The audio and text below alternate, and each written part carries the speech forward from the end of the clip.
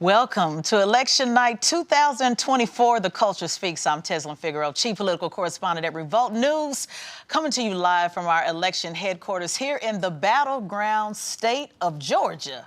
We're going to see what Georgia has to say tonight. Now, most of the polls in the country are now closed, and so far the Associated Press has called 8 states for Vice President Kamala Harris: New Jersey, Connecticut, Vermont, Rhode Island, Massachusetts, Delaware, Illinois, and Maryland. Probably a lot of those are probably not any big shockers. I know we're still waiting on a lot of the battleground states.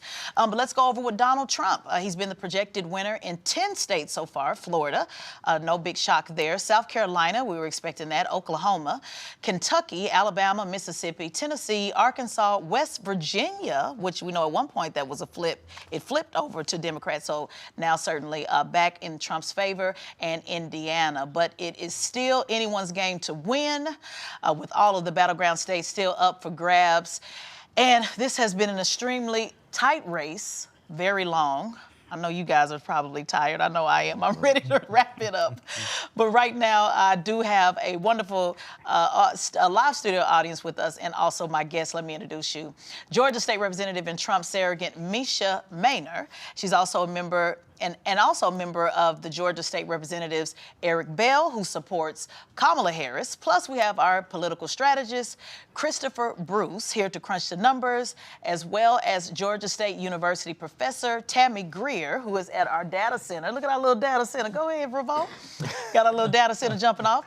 And we'll also be joined by Kennedy Rue, our Gen X reporter, and Darius Brown. He's in New York live throughout the night. But let's get right to it, guys. We want to talk about your predictions with a record-setting 80 million votes. Who will be the winner tonight? I kind of take a guess on who you're going to say going to be the winner. Oh, yeah, it's easy for me, Harris Walls. You know, I'm a Howard University graduate, but I do think it's going to be Donald Trump. Okay, tell me why, though. I mean, I think the automatic answer is because that's who you support. But give the folks some reasoning behind why you see her being the declared winner. Well, I think we're at a critical point in American history where everyone's looking for hope. We're all looking for change. We're all looking for the next big thing. And I believe soon-to-be President Kamala Harris offers that. She offers an opportunity economy for everyone. She offers breaking that glass ceiling for millions of little girls, whether you're white, black, brown, Puerto Rican, or Haitian. She offers that for you, and I think that's where the turning book of America goes. No longer will we have women dying on emergency room tables for simple preventative measures that could have been solved. And I think that resonates with not only myself, but millions of Americans across this nation when you're talking about whether maternal health or just talking about healthcare in general. We're looking for that point where we're moving to the next level. No longer will America be that nation of segregation and Jim Crow, but we're now that nation of opportunity for everyone. So that's what we're all looking for, and that's what she delivers. Okay. I would say that I represent District 56, which is a highly urban area right here in downtown Atlanta, and people want more than hope. They want some solutions, and people don't have solutions with us giving benefits to illegal immigrants. That's a huge thing that a lot of people in my district are concerned with. I do think that there's a problem with reproductive health, but Georgia, under the Republican administration, we just created Georgia's first maternal health commission, which is looking at health disparities among African American women. I think, but to your question is, why do I think Trump is going to win? I think he's going to win because people are upset with the economy. It's unfortunate that Vice President Kamala Harris was part of the Biden administration that kind of put us where we're at as far as what most of the country feels like we're at right now. Illegal immigration as well as crime. You know, we did have a report here recently in Georgia that crime was down in Atlanta, but I'm sure you know that the FBI ended up coming back with crime stats saying those figures are actually not correct, so crime is not down, which is the way it was originally reported. So I believe we're going to win. The Republican policies, I want to say, are going to win because of illegal immigration, because of the economy, and also because of crime and safety. When I was out canvassing, people were not talking about abortion. That is just where I was at. So I don't see that being the #1 issue in downtown Atlanta. Now, do you see, so basically what it sounds like you're saying, policy over personality? It should definitely be policy over personality, because as Black people, we are at a critical stage where we do not have time for hope. I'm going to tell you a true story. I sat next to the old Speaker Ralston and a Democrat, and she was lying. I was like, well, why do Democrats lie to the people? And she said it gives them hope. And I said, well, since when does hope help someone? There are times for hope, but not when you need critical things like putting food on the table. So I think America is tired of hope. We want food on our table. You think Republicans lie? Republicans definitely. Everybody lie? Yeah. Let's Be say fair, yeah. no party is perfect. Okay. Let's say that. But Appreciate I can that. say that in urban communities, all of our representatives happen to be Democrats. So what they're doing in suburban parts of Georgia, I don't know, because I'm not there. And so I'm not concerned about suburban Georgia per se. I'm more concerned about the people on Simpson Road and the Bluff where I grew up, which is a drug-infested area. Well, tell me about your demographics, just so the people know, because It is- people may not be familiar. So my demographic, it's the area that I was born and raised in. It is 98% Democrat, so I knew that switching parties, it was a good chance I was not going to win my district. You switched after you were elected Democrat? I was elected twice as a Democrat, and Okay. so last year in July, after the Democrats started attacking me about a school choice bill, but it was really more than just school choice, but it got to a point where if you're attacking me because I believe in giving opportunities for kids with special needs, if you're attacking me because I want to give kids in communities where there's a 0% reading proficiency, if you want to attack me because I believe in public safety, then we probably just don't agree on some fundamental things, and I can accept that. Unfortunately, amongst Black Americans, we are not very civically engaged. We do not really do the research. As the state representative for my community, I've really tried to impart knowledge. I've tried to show people, how do you find the information? I just spoke at Spelman over the weekend, had them pull out their phones, go to the website so you can see how you can look up the committee meetings. Until Black people actually start researching the information themselves and not going by media, we're going to forever just be a genre of people that want hope. Well, I guess I would give some pushback. It's really important to not use absolutes. I certainly don't want to say Absolutely. all Black people don't research, all Black Absolutely. people don't read, all Black, but I do get your point that the civic engagement, needs to increase. But let me ask you, as a Republican, have you been elected as a Republican yet? I have not, and right now I do not think that I'm going to win that race. As far as the early votes, I think it was like 87% to 13%. Okay. And I am You're okay fine with with that? God's plan. Okay, got you. Oh yeah, my projection. I'll tell you up front, it's way too close to call. Definitely too early to call. But I'll tell you who may win in the outcome: the American people. If you're having record-breaking turnout this election, in a time when people were talking about voter apathy, they're tired of the political process, and yet you're seeing record-breaking early voting and then turnout levels, this is a time that our democracy really does need to speak out. We are in a hyper-partisan type of state. We need to actually come together, but coming together comes with participating in the process. So the people who said, I'm not voting, a lot of them actually did come out and vote. That's not just the political parties saying vote for me. Those are people who actually want to uplift their voices when it comes to issues that happen within the community. So you ever notice within it, Democrats and Republicans, a lot of times all they tell you to do is go vote. Well, there's a lot of other organizations like the ACLU, the NAACP that say, well, you've done your job voting, now let's hold those elected officials accountable. And that's when the real process, that's where the real win is. The people holding their elected officials accountable for the things that they said during the campaigns so they can execute an agenda when it deals with healthcare, when it deals with education, when it deals with public safety. So the American people do have a win today, because otherwise people could have easily have stayed home. And if they stayed home, you would have more apathy, and that builds up, it festers within you, and then it comes out in different types of ways. but we live in a democratic process where we will have a peaceful transfer of power, no matter what, if it's going to be Trump or it's going to be the vice president. How do you know that? That sounds like It's hope. hope. This is when you got to call it into fruition. Okay? Yeah, and that's And where that's where the sister said, I'm just gonna keep it all the way real with you. You call it into fruition, manifestation, all of that. The bottom line is somebody gonna be pissed off tonight. Yeah. Yes. I mean, let's just go ahead and call it like it is. I think I do appreciate somebody got to be hopeful. Somebody Oh, yeah. got to say we all gonna come together. But politics is not about coming together. Politics is about you have a position, I have a position.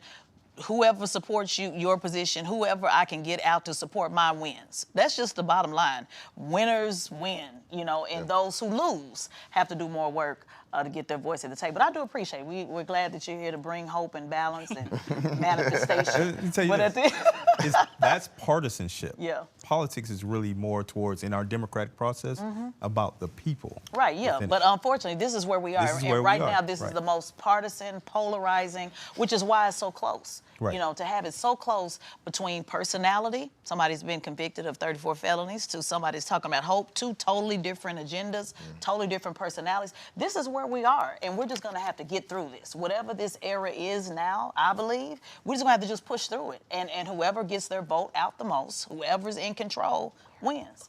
Let's go to the data center and give us some feedback on what you see happening tonight. I know I have my opinion. I don't want to crush your hope. We'll make sure you stay hopeful. Hope is always Yeah. good. You can't crush hope.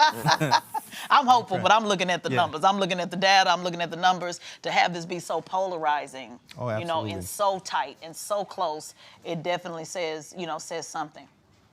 So thus far, former President Trump has 177 Electoral College votes, and Vice President Harris has 99 Electoral College votes. Texas was just called to increase, which allowed for the former president's electoral count to increase to 177. Representative Maynard, I just looked up your race, and it's 85-15. So thereabouts what you said thus far when it comes to what that count is. It's not over. There's still some space, but at this moment it's 85-15. Have we got anything on the Senate race with Ted Cruz and Colin? That's the next thing I was looking at right before you came to me, because I'm very interested in that turnout as well as to how that race is going. So I'll be right back with you. Yeah, I appreciate that. Yes. So the reason why I asked about that in particular is because what we're going to see with a lot of these swing states is you can very well have a Republican governor like in Texas, but having a Democrat take over that Ted Cruz seat, with people just kind of being frustrated of Ted Cruz over and over and over. But also, just to be honest with you, it's been the get out the vote. Again, this is about getting out the vote. This started with the Beto campaign, did a lot of organizing there. I spent half of my time in Texas, so I'm really familiar with Texas. So spending a lot of time, Beto put a lot of groundwork in, and Texas just wasn't able to flip it. It's actually more more Democrats in Texas than there are Republicans. So that's one of the states that they have as a that could likely flip at one time certain it time, possibly happen, but it just continues to go red. But it's going to be very interesting to see Colin, to see what Colin does tonight and able to get that seat. I also saw something interesting tonight with Joe Manchin's seat. I don't know if you guys saw that. Joe Manchin's former seat. If you want to give us that name on who actually won that, but that went Republican. You guys may remember how Joe Manchin basically was a Democrat, but acting Republican most of the time. So that seat in West Virginia. Yeah, that seat in West Virginia. And it's West Virginia. Yeah. Has certainly went Republican as well. I want to talk about these swing states. Let's get into the swing states. Let's talk about Georgia. Do we have the percentage on the Georgia? What percentage has come in with Georgia so far? Okay, so two things. When it comes to Ted Cruz, and that race is 48%. Reported, and Ted Cruz is winning by 51%. And Jim Justice is that individual in West Virginia that flipped the Senate seat. Thank you. And as far as Georgia, thus far we have 69% of the vote count coming in. The former President Trump has 52.7%. The Vice President has 46.7%. And that is, it's like 200,000 votes that separates the two. You still have votes coming in from Fulton County that still has not all the way been reported, and they have 75% of their votes coming in, with an understanding that some of those precincts are open later because of challenges that they had earlier today with bomb threats to some of those precincts. You still have Cobb County that has not been called yet, is 74% of that vote in, and you have the current vice president has 57% in Cobb County, and the former president has 41.5%. So you still have Cobb County? In Cobb County. Okay. So you still have quite a few votes that have not come in yet. In Metro Atlanta and North, in particular though, below Metro, so the Black Belt in South Georgia, all of those votes have not come in yet. Okay, I want to go to, but when we go to Kenny Rue, I want to come back and talk about the real issues at Georgia and what's happened with Georgia and the money that was spent, the money that was not spent, the lack of outreach. I want to just keep it just because they can watch any station and just sit around and just talk. I want to get to the real deal stuff, of what actually happened in Georgia and what we should expect to Georgia. But right now, let's go to Kennedy Rue. She is at Spelman College. They're in Atlanta, her alma mater. Let's see what she's tapping in with us to say. What's up,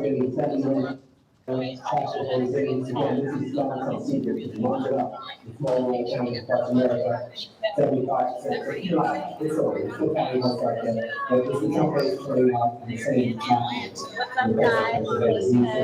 I'm here at Spelman, my alma mater, where calm down a little bit, more numbers, but 20-30 minutes or so and really enjoying part of this political process. A little backstory: I have been an eligible voter since I arrived on Spelman's campus in 2016. But from my experience as a voter, I've kind of only known voting against Donald Trump. So we're gonna cut out. So a lot of voters are very excited about participating in this process, excited about possibly being the first Black president, and one of the foremost. So we're going to cut out, bless her heart. So we couldn't hear, obviously we had feedback with the people talking and over Kennedy. Let's get to Georgia. So let's talk about what it's going to take to win Georgia. We know that it's going to require an immense amount of Black outreach. Let's just put it on the table. Obviously this race started about 100 days, which I said for anybody would be a challenge, regardless of who it is, getting out to vote. We have to remember that also Joe Biden did not primary. They spent some funds on get out to vote, but honestly not what you would typically have if you were running a primary. So there was a lack of resources on the ground when we talk about getting out the Black vote. When we look at Georgia and what happened last time with Georgia being able to flip, and then I'm gonna toss it to you guys for your input. We had a Black man on the ticket, Warnock. You had a lot of get out to vote with that, with the Senate seats. You also had Corona, so a heavy absentee ballot campaign. You also had a lot of outreach in Atlanta, Macon, Savannah. Have you seen that same outreach in Georgia? Do you see that same thing happening now that can successfully flip it to Democrat? I'll open it up. Well, I think that one thing to consider, just being an objective person and looking at numbers, we really have to say to ourselves, did Warnock win because of Herschel Walker and the other people on the ticket? So there were Republicans that voted for a Democrat.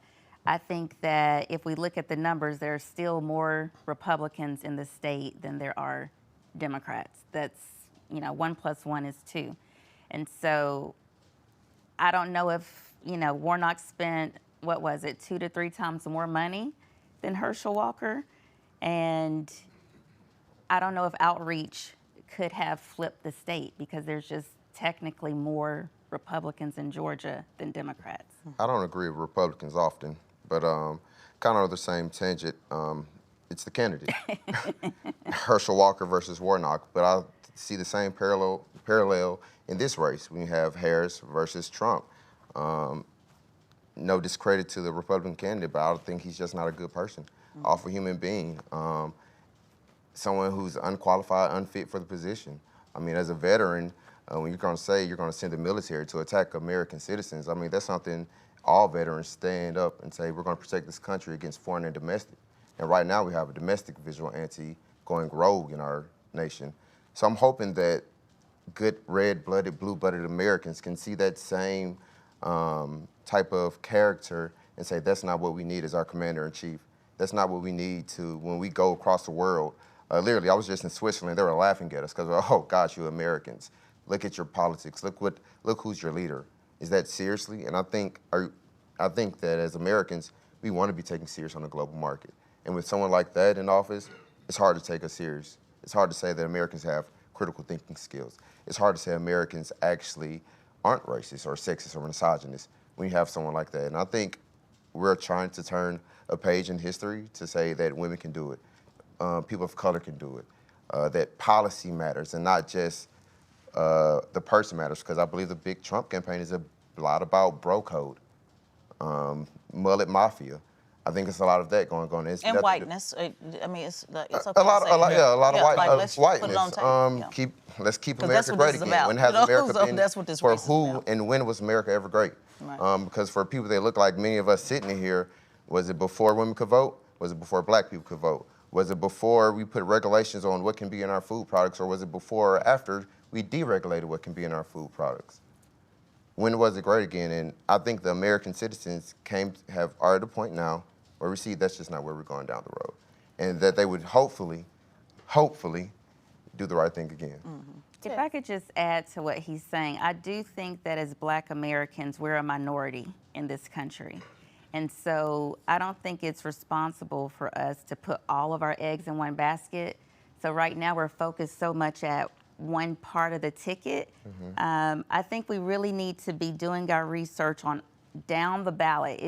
I don't think it does us any good to just vote down the ballot. There may be a great sheriff or there may be a great state house representative that is not in your usual down the ballot ticket. And so if we really want to affect change in the community, we've got to spend more time researching, because say if there is a candidate at the top that you just really don't like, that doesn't mean that you need to vote down the ballot, because now you might be missing a great candidate that can add information and resources to the community. Let me pick up right there and give a little bit even more history towards it.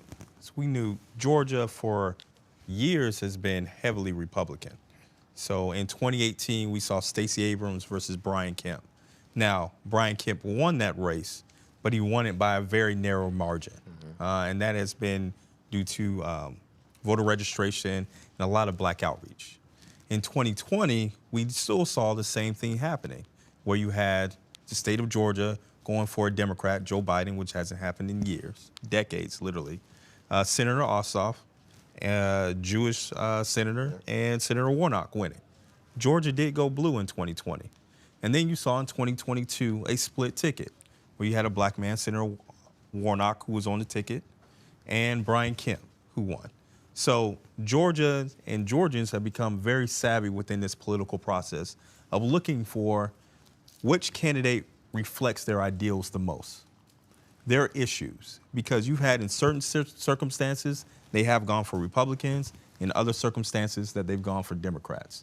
And I would put out there, all polling shows there is people more self-identify as Democrats than Republicans. That is nationwide, that's in the state of Georgia. The question is always turnout. Right. Now, Republicans in the state of Georgia typically turn out more than Democrats do. So the question is, do your candidates, like we've been discussing before, are they the ones who are invigorating people to come out and vote for their particular party? Right. I believe in that too, because it's not always about population, because America as a whole has more liberal voters than Republicans, but Republicans still control quite a bit. Correct. So again, it all comes out to turnout. How can you get your vote out? Let's check in and see where we are, if we have anything called yet, or what's going on.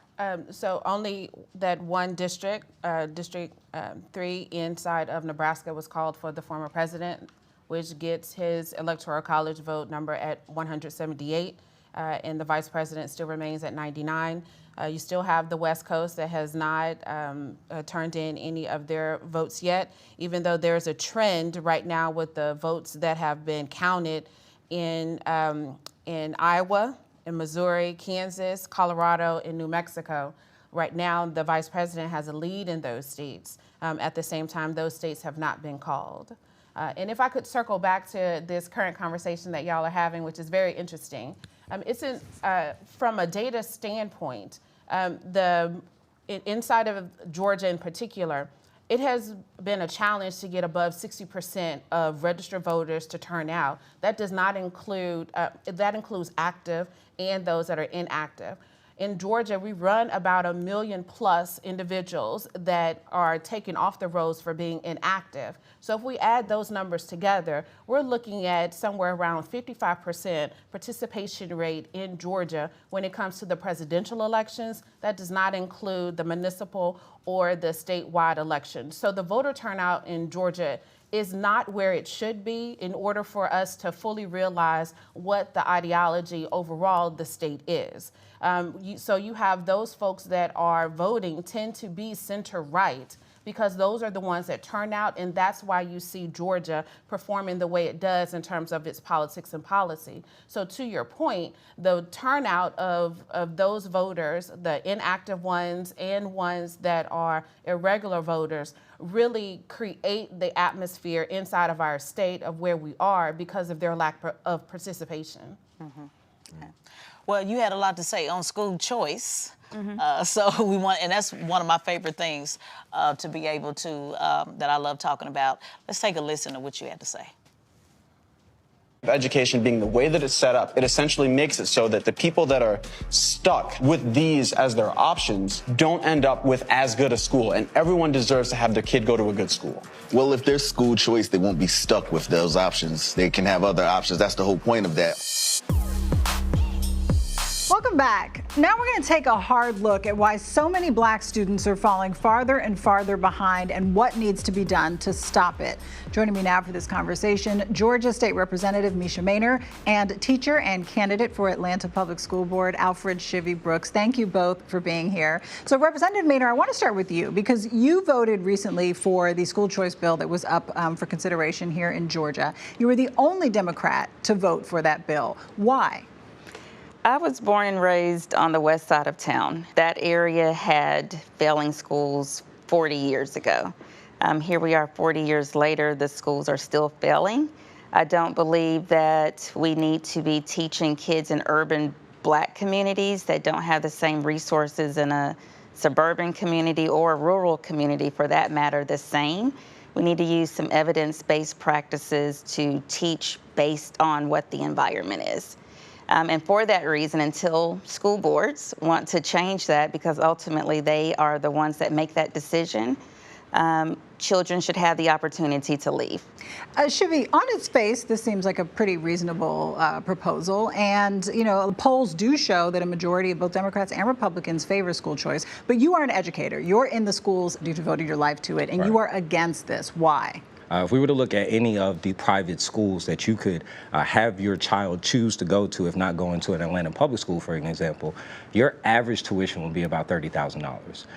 This voucher bill proposed to give you $6,500. So at the end of the day, for a parent who may be struggling with an average rent of $2,100 per month, they'd also have to foot the bill for tuition. So you're talking $7,800 a month. It's not realistic. It does not actually give choice. And I think it's actually a guise for defunding public education. And it's something that we have to be very intentional about and tell the truth about, because we will cause harm if we do otherwise. Well, if we zoom out a little bit and we look at it on a national level, we are seeing that this has become a very partisan issue. And Republicans have found that this is actually a winning issue for them. Why do you think this has become a partisan issue and one that Republicans so strongly favor? Yeah, I think it creates more segregation and racial divide. And what happens is that a lot of parents choose not to have their children attend public schools. But what it does on the other side of town is that it actually causes a defunding of FTE dollars, full-time equivalent dollars that you would be getting for your school per student, and it removes that money away from the school. So this is something that actually is causing a defunding of public education and is part of a bigger agenda that we're seeing nationally. And what do you make of the idea that your views are aligned with former President Trump and many, many conservatives on this issue? I don't think my views are aligned with President Trump. The Democrats, we did a poll last year, and overwhelmingly, Democratic voters in Georgia support school choice. So my view is one of constituents, citizens, parents, grandparents that are raising their children. I completely disagree with everything that he just said. If you say the word segregate, that means that you are segregating one ethnic group from another ethnic group. This is saying you're going to take some, most often, black children and put them in a more diverse environment, right? So that is not segregating anyone. That's making the environment more inclusive. The other thing I just want to disagree with is there's something called a tax savings plan that anybody can donate to take down their tax dollars. Those funds are directly for financially disadvantaged students. So yes, the school choice voucher is $6,500, but there's a whole other program that can cover the rest of the tuition. The people that don't like choice, there's... All right. So school choice, that's one of my favorite topics. Make sure you go check that out. We did an entire episode on that on Tez on 10. Seems to be a very provocative issue. Now, you said your vision was not in line with Trump at that particular time? My vision is a Republican policy vision. I don't want to put my vision behind another person's name. Okay. You know, I am me, and I represent District 56, and so I represent 60,000 people that live in downtown Atlanta, and my vision is to uplift them and empower them. But to your point about school choice, my opponent, who most likely is going to win the race, is a school teacher. He happens to teach at my alma mater middle school. It is 9% and 19% reading and math proficiency at that school right now. What no one is talking about when people want to talk about defunding schools, it's going to cost the school about $40,000 to supplement a substitute teacher while he's at the Capitol. So who is really defunding the school in that situation? I feel like when we're talking about school choice, we need to be talking about the child and not the system. We put a price tag on children. In the clip, you showed the community that I grew up in. It's boarded and it's blighted. It's still boarded up and blighted. If one child has an opportunity, I think that it is enough. Sometimes you can't help everybody. The real issue we need to be looking at is why is everybody in some schools, why is it 0% reading proficiency in some of the schools in my district? As a state legislature, we cannot fix that problem for all of the kids. That's why there's a school board. I would love for them to be more creative and do more out the box thinking when it comes to curriculums. But from my standpoint, from what I can do, I can offer one child $6,500. The other thing that's part of the Georgia Promise Scholarship that we just passed, now there is inter-district transfer. So we have completely erased zip codes. If there's a parent that lives in Gwinnett County, but they live in Fulton County, now they can enroll their child in Gwinnett County, easily pick their child up. So there's a host of different resources available within that besides just $6,500. And all private schools are not $30,000. Yeah.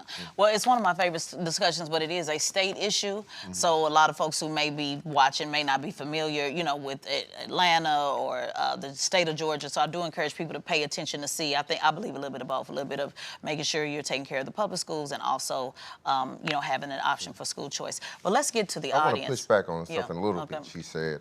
As far as like your opponent, the $40,000 it's going to take to replace them as substitute. I used to be a sub. They're not paying subs that much. Well, for 3 months, they're not paying the sub $40,000. For 3 months, plus you got. If it was, we'll have a lot more substitute teachers. Right, they're not real teachers. No, listen to the time though. At least from my perspective, 3 months where they're going to be at the Capitol. Mm-hmm. When are they going to plan for their bills. When are they going to go But to are we talking about meetings? for an individual, or I mean, I don't. Yeah, for an individual. For an individual. So you're in the Capitol January. But you're talking about one person. Yeah. I'm talking about the school choice as a whole. Oh no, and the $40,000 is my opponent is a school teacher, and so there's going to have to be a substitute teacher that replaces him while he is at the Capitol. So they're going to have to employ But someone I guess else. what does that have to do with the school? She said that's going to defund them, but to that point, For that one person? yeah, No, so it's if, not going to no, cost no, us I'm saying that if, $40,000. I'm saying that if it's $6,500 scholarship for a child, right, to use the Georgia Promise Scholarship, in a totally different scenario, we have a teacher that is now going to be pulling funds from the school that he works at because the school is going to have to continue to pay him and pay a substitute teacher because he's not going to be there. Subs get like $600 a week. Now, they're going to continue to pay him, but teachers don't get paid $40,000 with the span of 3 months. But- if it was, we'd have a lot more people in the education field going to So be 3 teachers. months, 3 months, it's going to need to be a substitute teacher. Right. In addition, Not every day, because we're not in session every single day. So he'll be able to go back and forth to the classroom. Some days they can have, like I'm just speaking from a former substitute teacher. But while That's you were fair. in the state capitol, As a we don't, now as a sometimes we don't legislator, even know our schedule. We But I have guess to what be does this have to do? committed. I guess I'm just confused because what does this one person's job got to do with the argument of school choice? well, maybe it just might be more disinformation from the Republican Party that we've seen. yeah, let's just put it out but because with- are y'all but confused? particularly We don't know with what the y'all talking about. No, Yeah, like this sound like one individual. I'm the confused. special needs I'm a scholarship substitute bill. as well, but this sound like something you talking about about your opponent, individual. Yeah. That's But not the specifically argument with the for. school choice bill. I think it's a bad bill that through work, specifically some of the work I've done, to make it a better bill. With the school choice bill, now they have a income cap. Prior, I believe the school choice bill really started as a thing for Republicans to say, look what we're doing for education, not as a real fix to our public education problem. Because if the real fix would be funding QBE, making sure there's a We're poverty fully match, funded. making sure that there's a poverty match for QBE. And although it may be fully funded, that formula is out of date.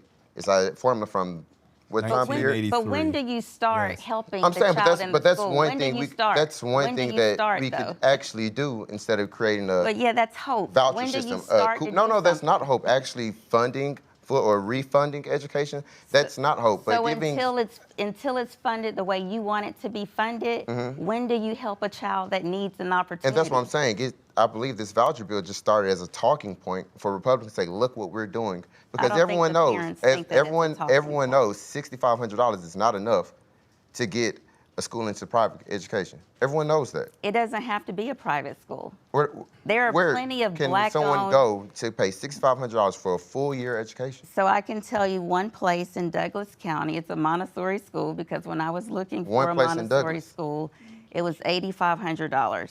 I mean, that's just something that I found. I'm personally not saying the voucher bill is a bad bill. I'm But just saying that it the Republicans doesn't can have do to be better a if they really private- want it to doesn't help. Okay. have to Well, be we a can private table this school. because the audience is confused. Y'all confused? Y'all know we don't know what y'all talking even about. jump in But I that. do. I Let's think let y'all that getting bad into the boy go. weeds of That's fine. you know The bill. detail. But the real bill. thing is to But the fund bottom QBE, line is not put a Band-Aid over something Right. that's broken. Because all we know is the voucher is a Band-Aid. Yeah. If you got an artery that's cut, you need to get a suture. So what's the system then? That's- If the Fully- let me well, talk- let's go. let me Well, talk, let's 'cause table this. I hate to talk over you, by the way. Yeah, I don't well, want that to ever happen. it's okay. We Back talk over. It's okay. It's okay. Let's go. Sis been sitting up here waiting to try to tell us what our issues are. Sorry How's about everyone? that. This is coming All in right. It's loud for interesting. some reason. My name is Antika Truitt, and I'm from Atlanta, Georgia. Now, there has been talk of potential civil war no matter who wins the presidential race. I can hear And, all you know, they this. say that Atlanta's black and Georgia's white. Oh, So, I can hear my every question mic to you mic. guys is, do you think that there will be potential civil unrest in Georgia? Well, he say it's gonna be hopeful. So let's ask him. Everybody gonna. Hey, let's stick can with that hear every verbiage mic. too. Hope, right? Now, I hope nothing happens. But the biggest threat to America and our democracy is domestic terrorism. There are people out there who do not like the current system, who do not like the current administration, and some have armed themselves. Now, I have talked to law enforcement today, months ago, and everything else, dealing with what was coming up here. The threats that have happened in Fulton County, DeKalb County, Clayton County, all those came from Russia. Those came from outside. So when it comes to civil unrest and everything else, again, if we are talking to each other, that shouldn't happen. But they not. But they. You're so hopeful. I am. Yeah, because And you're yeah, not. because yeah, no. I mean, what What I don't want to do is scare people and say, hey, we're yeah, gonna it's go not into about a scaring civil war. people. It's about, I mean, it's not about scaring. She want to know, is there a possibility? Yeah, there's a possibility. It's also a possibility somebody can go to jail. It's also a possibility. It's not about scaring. We had January 6th. It was a real thing. Yeah. So to not also prepare, I'm military, so I'm an M60 gunner. So it's not about scaring nothing. It's about you being prepared and understanding. Yes, people can get out of pocket. People can also go to jail, just like they went to jail. People can also get felonies for it, just like Trump did. So you heard what that DA said, F around. And what? Find out. Find out. So that's the answer. That's the answer. Let's just deal with it like it is. Yeah, the question is really, do you want to be talking about that, or do you want to talk about education? Well, she's Do you wanna talk concerned about that. healthcare She and want to know if everything they're else? going to turn up. Right. That's why and she they asked. could. Yeah, I'm not saying Yeah. that nobody can. I Yeah. agree with you there, but when it comes down to Well, it, we can talk about it both. hasn't happened. Yeah, we can Yeah. talk about both. Somebody go to jail, and then we can talk about education. There you Two go. things can be true at the same time. I want to do a quick announcement. I love my hopeful brother. He's Man, so just hopeful. You gotta be. We gotta be hopeful, Yeah. but then we gotta deal with the What's going on? what's going on in the Yeah. Well, reality I tell too. you, This is don't, why. Don't go out and buy like 20,000 guns or something. Don't go out and buy ammunition. Yeah, And well, now- me, or- I keep a 9, and again, I keep a I'm a gun 9. owner, too. I Yeah. wish you would. But I don't So know I go by the yeah. wish you would concept. So I wanna, I go by, and that's what makes it democracy. Everybody got a different opinion. Everybody, y'all That's can right. hug it out. That's Me, right. 380 at all times. I want to do an announcement of Fannie Willis won her re-election. Yes. Anybody excited about that? The district attorney. I That am was a not. slow clap. Nobody was excited about that. So she won. You want She to won. talk about that? Yeah, nobody excited about that. I love to hear why that was a slow clap. Before we get to your concern, let's check in on the data center and see if we have any updates. I'm worried about these swing states. A lot of these other states, we kind of already know where they're going to fall, but let us know where we are now. So the electoral vote count has not changed thus far. You still have some votes that are coming in. So Kansas right now is leaning Republican. Minnesota at this moment is leaning Republican. New Mexico at this moment is leaning Republican. These states, though, have a very low count that's come in thus far. So it's really not anything that we should be staking too much ground in until we get more votes to come back in. When it comes to a Senate race, Angela also Brooks won in Maryland. So she beat the former Governor Hogan in that particular race. She's the 5th black woman, right? Correct? Say it one more time. Third black woman? Third elected to the U.S. Senate. Right. Yeah. And she has. Are y'all Georgia clapping about ties. that or no? We not. Oh, okay. More to From Georgia I ties. heard you. Got you. Put the applause sign. When it comes to, so here in Georgia, we have some votes are starting to come in. So at this moment, there is still about 100,000 or so votes that separate the former president and the current vice president in the race. And if we look at going back to 2020, what that vote count looks like, at this moment, Harris is down about 500,000 votes from what the overall vote count was from 2020. And Trump is down in his space about 280,000 votes from his win from 2020. Yet we still have only 77% of the vote count that is in Georgia. So there's still a lot of room left when it comes to whatever the vote count will end up being in Georgia. Okay. Please keep me posted when Michigan, Arizona, Nevada. I want to really dive deep into Arizona and Nevada because of those abortion propositions that are on the ballot. Because I'm gonna see where abortion stands. I think that's some stuff I want to get into with that. So Arizona, Nevada, and Michigan. I was Bernie Sanders' racial justice director in 2015. I was the only black person on the ground that flipped Michigan. So I really want to get into Michigan and talk about some of the challenges there as well. And speaking of women's bodily autonomy, Florida rejected bodily autonomy as well as marijuana in the state. That sounds about right. It's already been called? Oh, man. And so, and again, when we start talking about, people want reproductive rights, you have to think about Michigan already has reproductive rights. So if you're running a campaign completely on reproductive rights, and the state is already, people are not thinking, they're thinking about what's affected with them at home. So if you're saying, run on reproductive, that's been one of the challenges where you're saying just focus on reproductive rights. What about if the state already has it? And that's why I want to really get into Arizona, Nevada that actually has that on the ballot, where a lot of the Trump women who were pro-choice will be voting to remove the ban, but still voting for Trump. So those are the two things, I want to look at. I know we have Darius. New York was called, obviously no surprise, for VP Harris, and we're going to go to Darius live. Hey, how you guys doing? I'm here in Brooklyn at Chi Ose's election party, where the mood here seems to be a little bit somber. One of the bar girls told me they're a little irritated because they see a lot of red right now, but I still urge them, it's a little early. And Chi said that he's cautiously optimistic as a leader. He was the youngest leader elected here in New York City at the age of 24, going from a protester to a politician. So right now, it's a packed bar, but everybody's just nervously waiting to see the results as they come in. Okay, so it's already been, am I understanding it has not been called, or has been, maybe I got...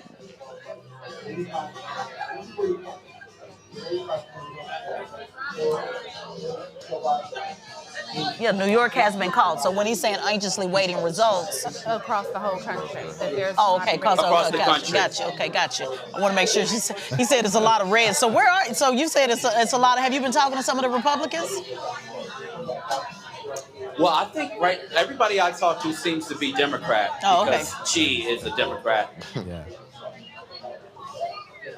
And I spoke to one woman who was from Tennessee who voted absentee in Tennessee, and she's sad, that her state has gone the other way. Okay, well, have a margarita on me. I'm sure I don't know if you already... I will. I bet you will. So have a margarita on me, and we'll check back in with you. I know it's going to be a long night, Darius. So thank you so much for tapping in and staying to get... You had something else? For Chi, we're with the studio here in Atlanta. How are you feeling right now? I'm still feeling positive about this race. We're seeing insights coming in from Gen Z voters turning out in record amounts, especially in some of these swing states. Women are turning out in high numbers. We are still waiting for early voting, mail-in ballots. A lot of the votes that you're seeing, especially in the swing states that we are accounting for, are day of votes, and those usually lean towards Republican voters. But during this election season, we've been seeing, again, high turnouts of early voting, high turnouts of mail-in ballots, which favor Democrats. If we bring ourselves back 4 years, this was some of these same results that we saw in terms of being very nervous on election day and then being very comfortable with seeing how a lot of these early voters, a lot of these mail-in ballots turned out to be Democratic voters. Well, thank you, Chi. You heard it here first. I'm going to throw it back to you guys in the studio. Okay, and now see, this is where I started to keep it real. Again, I'm independent, so I appreciate hope. But at the end of the day, Republicans increased their early voting turnout. So I know we like to go with this talking point to say, early voting turnout, usually it means that Democrats. No, not necessarily. When we look at the actual numbers and we look at Arizona, it has Republican increase with early voting. We look at Nevada, it has a Republican increase. We look at North Carolina, neck and neck with Republicans and Democrats. I think we'll be fooling ourselves if we don't really get into the data. I appreciate the hope, but if we don't actually get into the data to see if people are voting party line, Republicans pulled a reverse Uno. They just did. They've always been against early voting. And what they said is this time, if they increase early voting by at least 10 or 15% and then overperform on election day, I think you're going to see that tonight. I mean, that's just the reality. This is about getting out the vote. It's not that Democrats cannot still do well. When I checked all of the states, obviously Georgia didn't break it down with Democrat and Republican. Michigan did not, Democrat and Republican. Wisconsin did not, Democrat and Republican. But out of all of the 7 swing states, Philadelphia was the only one that showed Democrats overperforming in early voting. So when you hear a lot of those talking points that say, early voting, it usually turns out well for Democrats. And then people are saying, well, what the hell happened? Why did it not switch? It's because we're not really getting into the weeds of who's coming out. Now, if you want to believe that Republicans early voted for a black woman with a silk press, then you got every right to believe the hope. I'm going to go with, if Republicans are voting early, more than likely, they're voting Republican. And if we don't have these conversations, this is where I get frustrated. We're not telling people what it is so that people can actually galvanize around it and say, hey, step it up, Democrats, come out more, step it up, Republicans. Because Republicans are saying, no, guys, we're not doing good enough. You need to come out. And on the other side, Democrats, oh yeah, we're doing well. And then people end up falling back. And they say, oh, it's taken care of, and they don't get activated. Well, that's as a Democrat, that's not what we're saying at all. That Yeah. we're doing well, sit home and chill. Yeah. I ain't heard that at all, to be real. And I don't know if you used to be on that side of the aisle, too. I don't know if we ever said that sit at home and chill. And, Yeah, not literally saying it, but when they get the impression that you can just manifest this, and it's not about actually getting out the vote and really, being honest with where you are, where it stands, I think that's where Republicans get an advantage. Well, let me go ahead and clarify something real fast. When I say hope, because I keep saying hope. No, she said hope, and I counted 5 times. I said 5 times, yeah. Yeah, and I was like... Well, she said hope, too. I do love hope. I was about to say, you don't like hope. I do like hope. We need to have another conversation, Yeah, no, I right? do. I just like data. Hope doesn't... I do, too. Yeah. Hope does not mean Democrat. It doesn't mean Republican. When I used it in that context, it was we were at a time in our political process where people do not like politics. People said, I don't want to vote at all. So hopeful is getting people out, voting, which I think we all can say that's what we need in this process, making sure that people can come out and vote, okay? If you're voting Democrat or you're voting Republican, exercise that right to vote.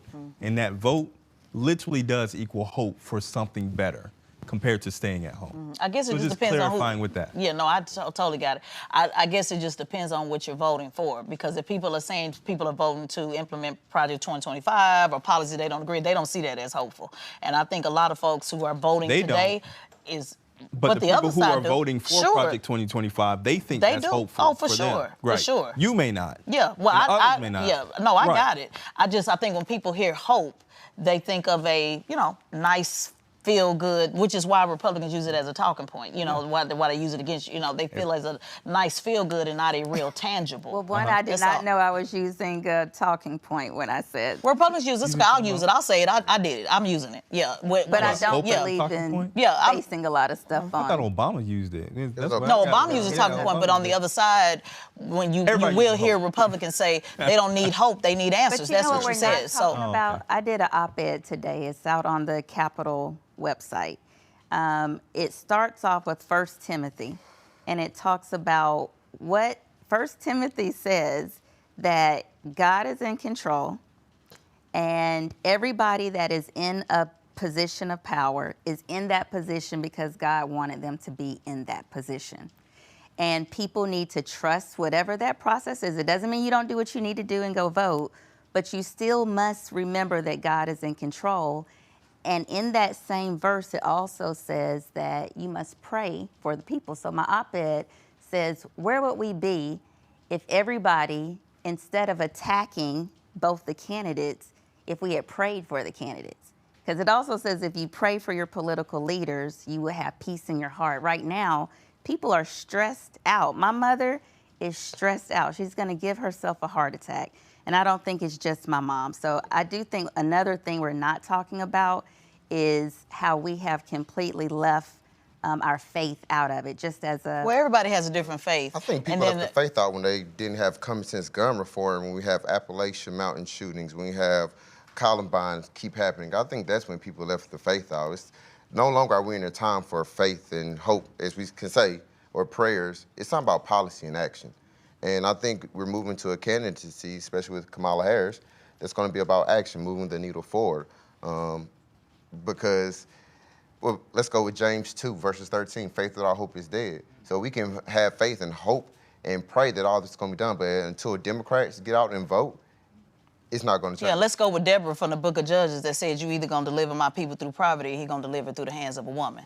But we're still talking about the word. And all of well, that's the word. I know, but we can pick and choose. Yeah, I come from, I'm on the Old Testament side. I'm a New Testament where it say, I'm on the Old Testament side. And the Old Testament side actually literally said, General Barak, you either going to deliver my people or you're going to deliver through the hands of what? A woman. So we can pick and choose, you know, Yeah, whatever. yeah, but I'm on the. you guys are I'm gonna making pray my for you, point, and though. I'm also gonna turn over the tables. Let's So it put just the word depends in. on. Yeah, we put the word in, and then also we gotta remember everybody's not of the Christian faith, and see that's one thing. Everybody's faith is not the same. true. You know, so we have to be respectful of everybody's faith. Everybody's not a Christian. Everybody Muslims. You have all different types of, and that's where the whole separation between church and faith, church and state comes into play.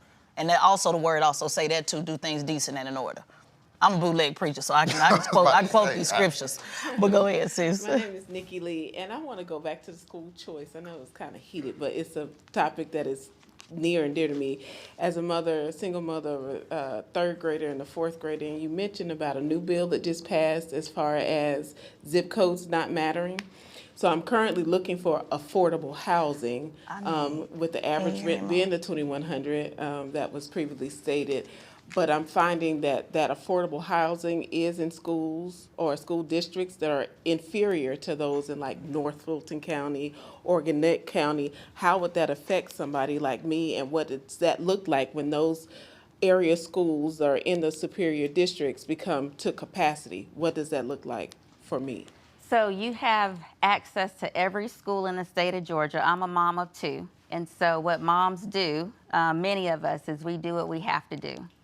And that means if one location isn't open, we're going to find a location until we get to the location that we want. This is not a fix-all solution, but it is a pathway to a solution. How does it work? If you were to go home and Google Georgia Promise Scholarship, it starts next school year, so you can start looking into it and applying for it now. But it's the inter-district transfer, so you can apply to any school, public school that you want, without any requirements. It's access to you now. That's tough for you have to be in the bottom 25% of schools, right? That is for the 6,500. Okay. You have to, in order to get the 6,500, you have to be attending a school that's in the lowest 25% performing schools in the entire state of Georgia. Several of those schools are in Atlanta. But for inter-district transfers, there are no requirements. That was a Republican bill. Democrats worked on it. But didn't vote for it. Of course. It's a Band-Aid, not what we need. Let's give what you go ahead.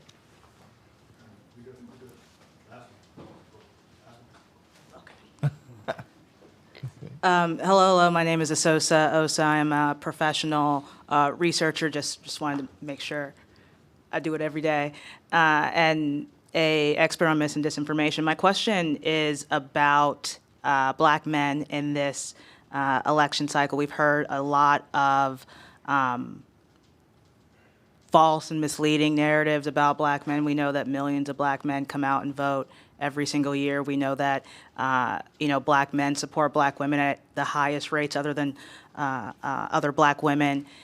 But we also know that more outreach always needs to be done. And I think when we are looking at what we have seen here in this cycle with Kamala Harris putting out a Black agenda, the Republicans doing more outreach to this community than we've ever seen before, I was wondering what you all thought of the current narratives around Black men in this cycle, and what we need to do to continue to earn their vote.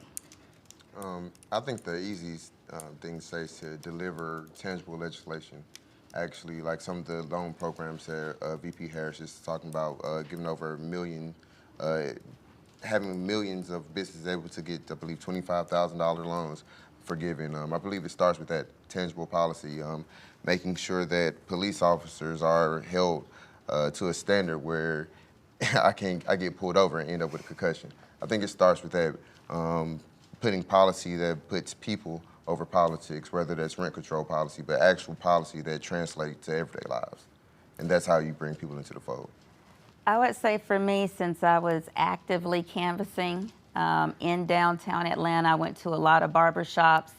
In addition to going to the barbershops when I was just knocking on people's doors, homeowners, Black men, asking them what was important to them, a constant thing was criminal justice reform.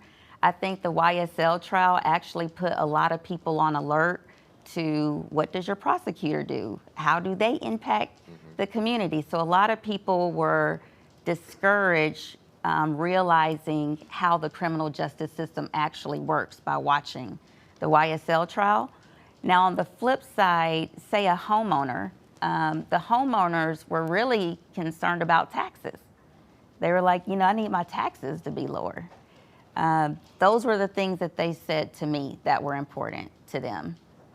I'll add into this, and I love your lead-in with facts. The second highest demographic that votes for Democrats are black men. Like, that is a fact. But you've had a media rampage going against why aren't black men voting for Democrats, or black men against black women, everything else. Like you said, black men are still the second highest demographic voting for black women besides black women. Like, there's no conversation about Asian, Latino, white men, white women in particular. That's the ones that's going to be the deciding factor. Exactly, when it comes down to it. So that's another conversation for another day. When it comes to black men, though, black men have always dealt with institutional racism, like black people have, and a media bias that have literally led to lynchings of black men back in the day, and now we're having media lynchings right now. There are black men out there. They're not a monolithic or anything else. I like how Vice President Harris said, hey, I need to earn your vote. It's not just going to be given to me. Let me put forth a plan. And former President Trump said, what have Democrats done for black men? These are all questions that need to be asked within the black male community. And going into it, saying up front, like you had said before, earning their vote. But that goes for any demographic. Black men particularly care about education. They care about healthcare. They care about jobs. Like you said, taxes. Any and everything that an American would care for, a black man would care for. It's what party or what person can actually deliver a black male agenda and execute it. It's nice to write it down. Who's actually going to pay attention to it? Thank you. Let's listen to what former President Obama had to say about black men. You're thinking about sitting out or even supporting somebody who has a history of denigrating you because you think that's a sign of strength, because that's what being a man is, putting women down? That's not acceptable. Would you agree? And we already know the facts. Black men overwhelmingly vote, like you said, with black women. But are we going to deal with, we do know misogyny is alive and well. Absolutely. Are we going to deal with that? Are we going to? What, are black men or America? No, misogyny, period. The question is not, is America racist or misogynistic? It is how misogynistic or how racist is America. And I think you will see that in the results of this election. How many people actually vote for a certain candidate who has these type of ideals compared to another one who has an ideal of hope? So the issue with... Now this time you said hope, just so you clear. We didn't say... I'm going to keep saying hope. Hope's a good thing to have. Hope it all the way through. Hope the problem with what Obama does is what a lot of people do. They talk down to people. He was like, you're going to do this, you need to do that, instead of literally listening. So what he got jammed up for a lot of times was, hey, where have you been? Look, Barack, and I've heard this from other people. We've been out on this desert land 2016 when Trump was out there. People were looking for you for your guidance and leadership as the former president of the United States and did not see that. In 2020, it was the same way. In 2024, with less than 60 days of an election, you're calling out black men and how they should vote instead of actually being in that community and leading black men of saying, hey, we can come together and we can make a difference no matter who wins. And that was the problem with Obama. So you should never have somebody who says they're part of a community not participating in that community for literally years and then come back and tell y'all, this is what you need to do. I'm not listening to you, but this is what you need to do. If he came in and listened, I think it would have been a completely different result. What about though for those who support Trump who not in the community at all though? They're crazy.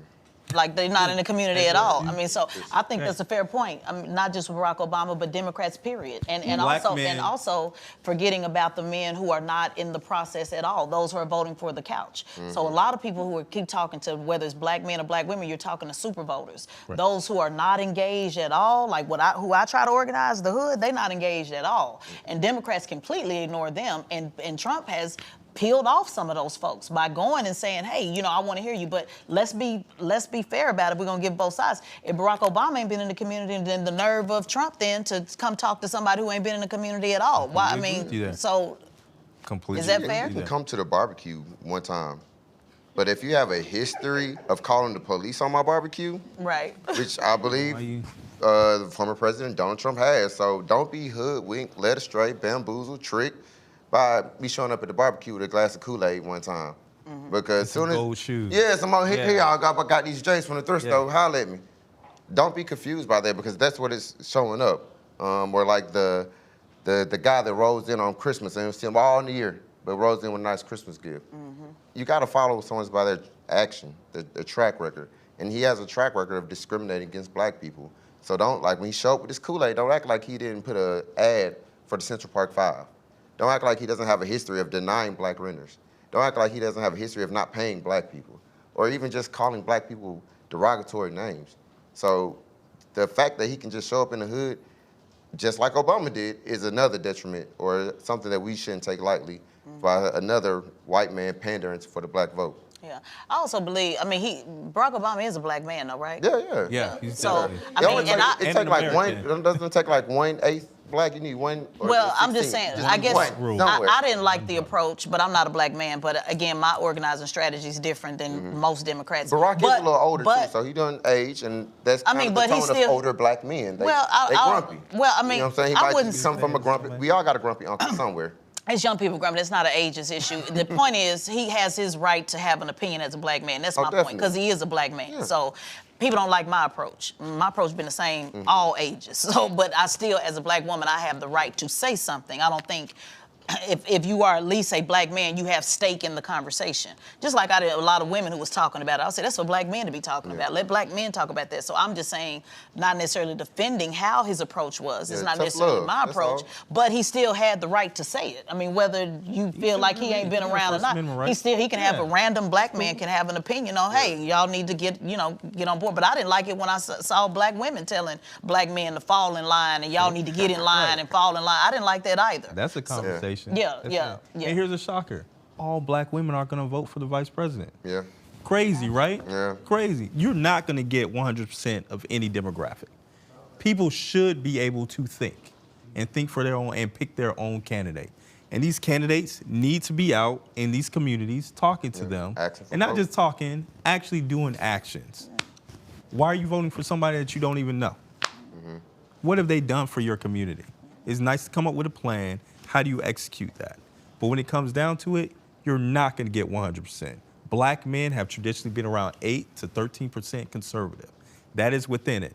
Now, comparing that to other demographics who have had other conservative values towards and still trending that way, including young people, that's something that the conversation needs to go into. What is happening in America that has these different type of political trends? Yeah, well, what I see is, I mean, so if you're saying black men lean more conservative, which I agree with that, then go start leading. Go lead in the conservative party then. We need more leadership instead of just waiting on, that's what I try to train people to do, lead. Be the candidate. Be the operative, like get involved, spread the love. If black men are saying that they're more conservative, then we need, I guess, more black men in the conservative party. Traditional. Instead of Okay, I want to make sure it's good. Traditional, like 8 not to traditional. 13%. Yeah. What point is, what I'm saying is more leadership. You know, instead of waiting on a candidate to deliver it or exercise. I believe in replacing people, not chasing them. There we go. If they're not doing what they're supposed to be doing, let's chase them. I interviewed Kwame Kilpatrick, and he had some thoughts on it as well. They went off on him in the comments, but let's listen to what he had to say. So I want to thank President Donald Trump for allowing me to stand in front of you here today. It's a bigger story. I'll let you know about it. God spoke to his heart. And Donald Trump signed with his heart my release after 33 years. He has said it flat out that black people, black men in particular, now understand that they support him because there is some type of alignment or some type of, familiarity. And that's just simply not true. Because it's actually favoring him. Yeah. Go ahead. People vote for things that are personal to them, Tezlyn. Yes. And this is a black woman, black man argument we're having right now. We want somebody to understand. Black men looking for somebody that understands what we have to go through out there a little bit. Brothers, I need somebody to come. Do Trump understand? No. I need to, brother, somebody come up and, because my conversation with Kwame was, he said, we just want somebody to understand. But Trump, our argument was, Trump is still a white, former president, rich man in America. So ain't no way in hell he's understanding what it is that any black man is going through, or black woman for that matter. Somebody have to explain it to me. The reality is, black men that have been incarcerated or black men that have records aren't voting, aren't able to vote in many jurisdictions. Trump can run for president, so no, he doesn't have the same parallel that we have. There's no way he's walking in our shoes and understanding what the plight of a black man is. He's figured out how to market his shoes, his watches, his Bibles, and so forth to the black man because he says now we have a connection. But that's not true. No, he can't, again, like you just said, he can't come in our community just when it's time to run for president to try and get our vote and skip back out and hawk some merchandise in the process.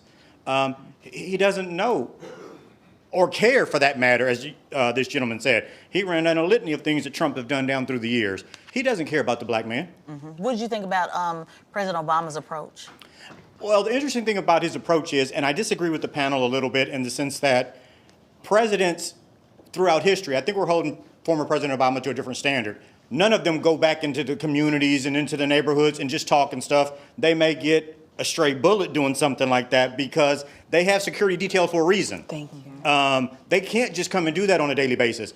And they have to ramp up security, as those of you in the military know, they have to ramp up security just for them to go from point A to point B. So it's during election season that the candidates ask them to come and stomp on their behalf, right? So they're not going to do that on a day in and day out basis. And it's unfortunate that's the way our system is set up, but no prior president comes and just sit around at the barbershop, go to the grocery store, It's just not the reality we face in our society. It's not the way our system is set up. That's fair. Presidents who used to teach at their churches or Bible school, like Jimmy Carter, starting a nonprofit that has revolutionized and built homes all throughout. There have been presidents who have done that.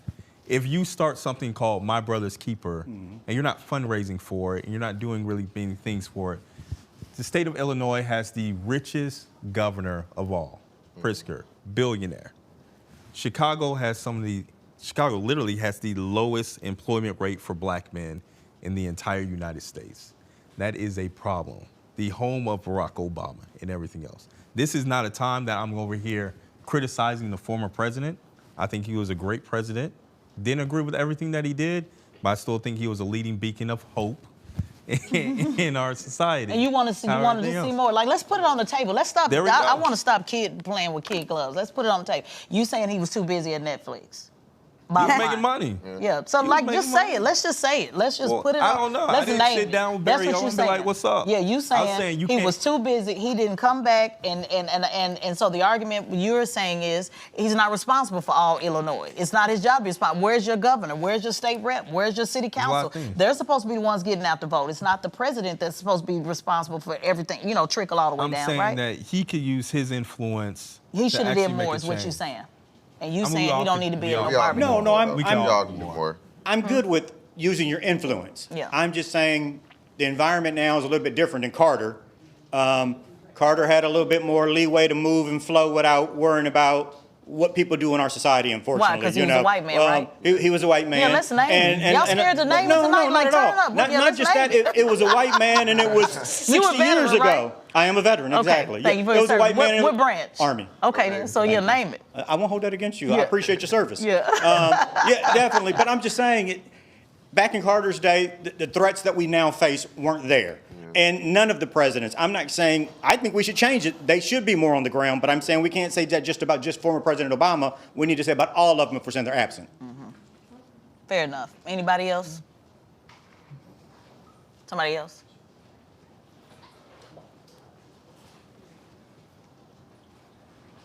No? Okay. Okay, do we have any updates? We have tons of updates. Okay, cool, let's go. So right now, Arizona is practically a tie. It's 48% of the votes that are in. Right now, the current vice president is leading by 0.9 percentage points. That's all we need. So that's In Arizona? In Arizona. New Mexico, the vice president is leading by thereabouts 1,400 votes. I'm sorry. I'm sorry. Arizona again. What percentage is in? 0.9. Yeah. So still a long way to go. Still a long way. It's 48% of the votes in. And there's a 48% of the votes in, but the vice president is leading by 0.9%. correct. Okay. Yes. So that's about 1,600 votes. 1,600 votes that she's winning by. In New Mexico, the current vice president is leading by, again, about 14,000 votes. In Michigan, the vice president is leading by 22,000 votes, so about 2 percentage points. What percentage is Michigan. in Michigan? 2 points. No. What percentage? How many votes? Thank you. 20%. Yeah, still a long way to go. Still a long way. In Wisconsin, it's 46% of the votes. The former president is leading by 0.5 percentage point. And so that's about 7,000 votes that he's leading by in Wisconsin. Minnesota is still not called yet. Only 2% of the votes are in Minnesota. In Iowa, it is 38% of the vote in, and the former president is Can you leading. say Trump or Harris? Sure. Because they both. I'm accustomed to saying. Yeah, just right. Trump, Okay. thank you. So Trump is leading in Iowa by. I'm sorry. Trump is leading in Iowa by a few percentage points, about 5. They just had a big dump, so you have. And what percentage? How many precincts is Iowa? Iowa right now has 38% of their votes in. So we're gonna be watching that because remember they said that Iowa. I don't know if you guys saw, but they said that Harris was favorable in Iowa, and so although that's not a swing state, it's not a must-have state. They still looked at that as something very telling to say that if Iowa comes out as a victory for Harris, that kind of sets a different trend. So that's one of the ones I know they were watching. And Colorado went to Harris. Missouri went to Trump. As expected, yeah. So again, still looking at the swing states. We won't know anything from Wisconsin till later tonight, maybe tomorrow, because Milwaukee, those votes go on off-site, and so they take those votes and count the early votes later on with Milwaukee. So we won't know that Wisconsin is a must-win pretty much in that blue wall. We still don't have an answer, according to what you're saying. In Pennsylvania, still 52% of their votes are in. Okay. Trump is leading by 2 percentage points. In Pennsylvania? In Pennsylvania. Ooh. Now see. So that's about 70,000 votes that he's winning by. But only 52% in. Correct. So the early votes, if you've been, I've been tracking the early votes. Pennsylvania did show, who's voting according to party affiliation. The Democrats were way ahead, but you still had some unaffiliated votes as well. You don't never know where those fall. But obviously we know Pennsylvania is a big one. Vice President Harris absolutely has to have Pennsylvania. I'm just concerned about Michigan. I mean, I really am concerned. There's so many different constituencies in Michigan that is a problem. So right now, you said it's favorable by 2% so far, but that's only half the votes in. Correct. Yeah, I'm definitely, yeah. And for Pennsylvania, for the county that has Pittsburgh, only 74% of that vote is in. So Harris is leading in the Pittsburgh County by 22 points. And then for Philadelphia, 42% of that vote is in. So there's still space in Philadelphia. She's winning by 58% of the votes there. What is North Carolina looking like? In North Carolina. And particularly Nash County. Okay. In North Carolina, it is leaning Trump. He's leading 52 to 46%. And the county again? Nash. Nash. And what percentage has been, are they up? In North Carolina, they have 75% of the votes in, and it's updating for Nash. Okay, so Nash, I would like to know when you check, if you can monitor that one. Nash County is what they're really trying to see. Is the suburban, the suburbs out in the suburbs highly educated? So they're looking to see, which way that, that will go. North Carolina has a high population of black voters because again, but again, we got to remember, guys, the money just started dropping on the ground, for black voters in particular. About a month ago, just being honest. It's a 90-day campaign. She also had a short runway. This is I know she had a short runway. She also had a $1 billion bag. No, it's also a $1 billion bag. She raised and only $1 billion. Only 1% was given to. And I can't wait to this. I'm gonna really go in. Y'all make sure y'all tap in on my live when this is over. Because I can't wait to have this conversation because the NAACP literally had to call out this campaign. Literally had to put them on blast for the lack of money that was spent on the ground. That's right. So it was $1 billion raised, short runway. I don't want to hear about short runway, long runway, medium-sized runway. Less than 1% was spent because if Derek Johnson had to literally call out this campaign to get them to drop this bag, that's a problem. So you can better believe that if stuff does not, it won't be blaming black folks. It's going straight to these operatives that refuse to put the money on the ground. Plain and simple. They did not do it as they should have. They focused a lot on TikTok. I got plenty to say when we get to win, lose, or draw. Black operatives were highly disrespected during this campaign. And I just been sitting back because, I don't want to interfere with y'all hope. Because when I get to getting too real, they say, don't be hopeful. You being hopeful. You ain't manifesting. But no, seriously, if I talk about it on social media, people can't receive it because people are so attached to this race. They want to see victory. Gloves off. And Let's I get talk it. About it. No, I'm saying no worries. When we see the tonight, type of race it is. A lot of people are comparing this to like 1933 Germany. Where are we going from here? Because this is going to set the course of our next 10, 15, 20 years of what America will be. We see pseudo-internment camps where he will round up his political enemies and put them in camps or encampments. Well, we see things like that. And that's something that I think and I hope the American people will guard against. Well, see, and I guess you're talking about a different type of American people because the people that's voting tonight. I just want to be clear about this. What y'all think? How many of y'all know this is about race? I mean, it's about race. Do y'all think it's about sex, race? It's about culture. It's about class. No, it's about race. Bottom line, that's what it's about. But raise your hand if you think this is about race. It goes all the way back. That's it. This is about race. We can keep talking about it's about reproductive and women's rights and all of that. At the end of the day, okay, got it. Women's suffrage movement, white women refuse to give you the right to vote before they did. Oh, yeah. So this is about race. And sex. We got a lot of men that won't vote for women. Oh, of course. As we saw in 2016, we got a lot of women, white women, that won't vote for a white woman. Well, I got a question for you. Again. I got a question for the panel, if I can. Go ahead. Let's think about both parties. Who is at the top making the decisions for everybody else below? White men. You think it's a white man for Democrats and a white man for Republicans? Historically, on both sides, it's white men. Yeah, it's the same. And so if you're saying it's white supremacy at the top of both tickets, why is one side better than the other? I'm going to go with the white supremacist that's going to talk to me versus the one that's going to whip me. That's why. Straight up. You let people whip you? I'm saying. I don't let people literally, that's not happening. And the opposite side of the coin. And the opposite side. I'd rather be on the plantation where they say. And see, I would rather someone tell me. That's what I was going to say. The opposite side of the coin say, I'd rather know I'm dealing with the racists. But if I got to choose who's going to hit me or who's going to talk to me, just like when you go home with your parents, Well, no one can hit me, though. So that's not. He's using an analogy, sis. So let's, we're just using the analogy. Somebody talk to you, but daddy going to bring a belt out. So which one you rather go with? Honestly, you rather fight Mike Tyson in his prime or Joe Bo on the street?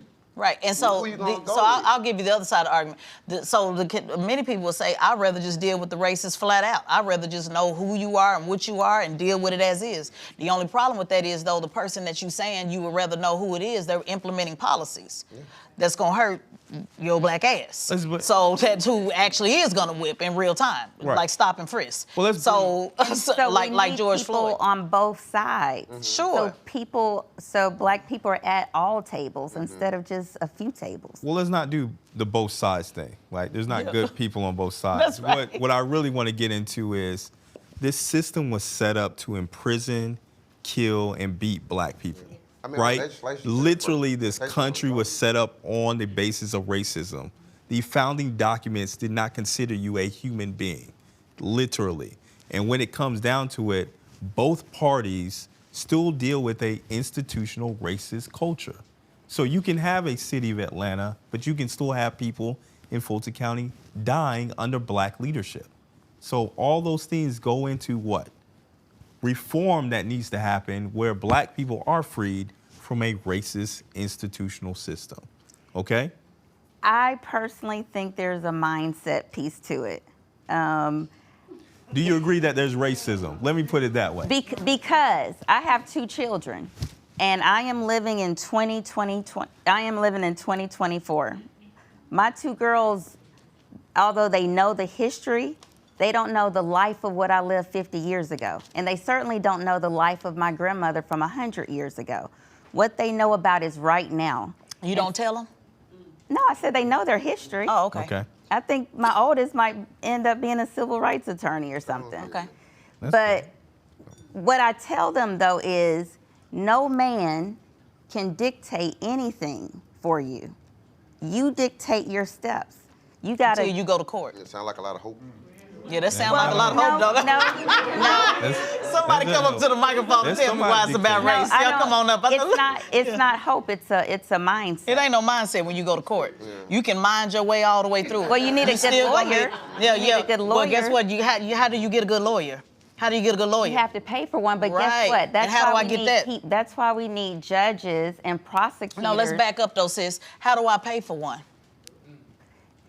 That's why we need prosecutors. No, let's back up. I want to answer the question. You need a good lawyer. And how do I get that? You need and money. How does the person in the hood get that without adequate representation? You need reform. You need criminal justice reform. Got it. No, I'm saying you say you need a good lawyer. No, it goes right to the point. There needs to be reform because this is not but let's not talk about system. reform because let's deal with it right where we at. So with it. right now, if you I need don't money. I need money, right? Because the system around the criminal justice system around me is corrupt. Right. So you need money. So it ain't a mindset then. It's corrupt. Well, when I was talking about my daughters, I wasn't thinking about the criminal justice. Well, let's talk about the mindset versus the system. I want to stay right where we at. Let's not move it. The mindset we talking about. You said the criminal justice system is corrupt, right? Yes.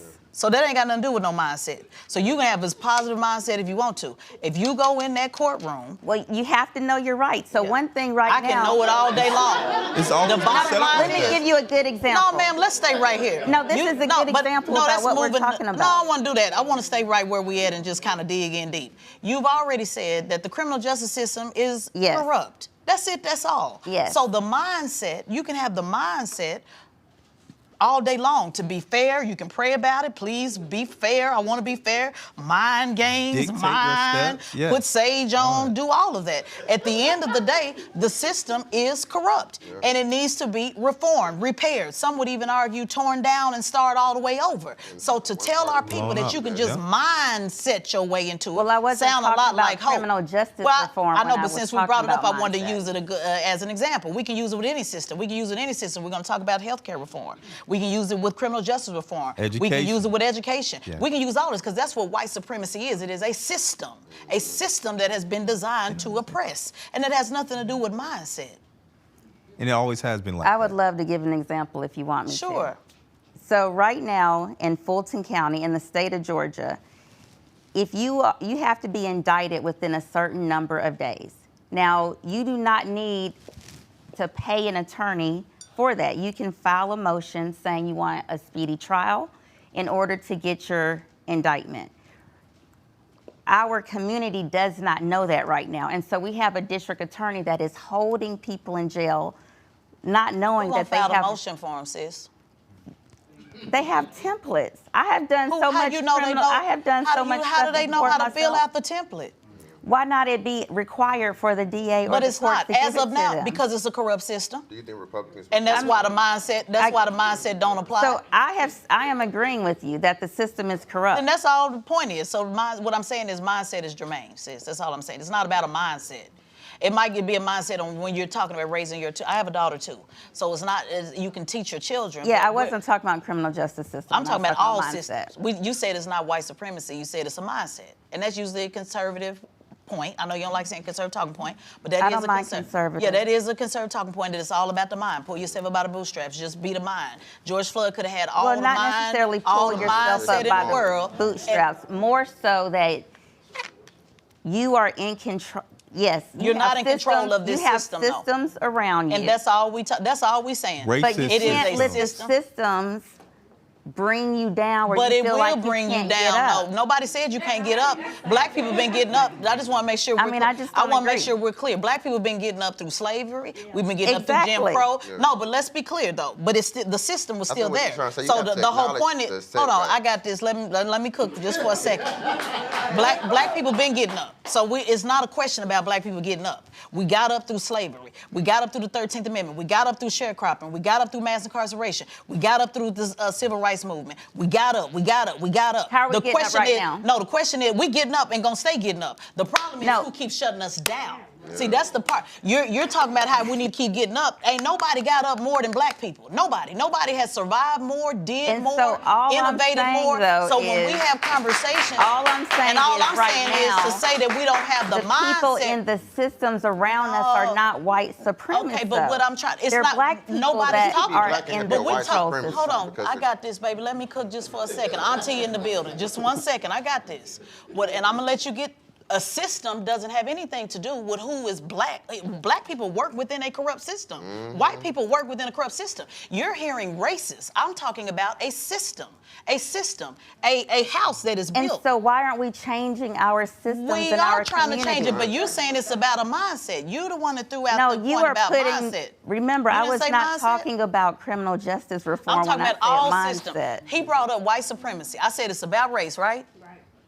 And then you went to criminal justice reform. I wasn't talking about that. Pick a system. Pick them. Education, healthcare, all of them. You said it's about a mindset.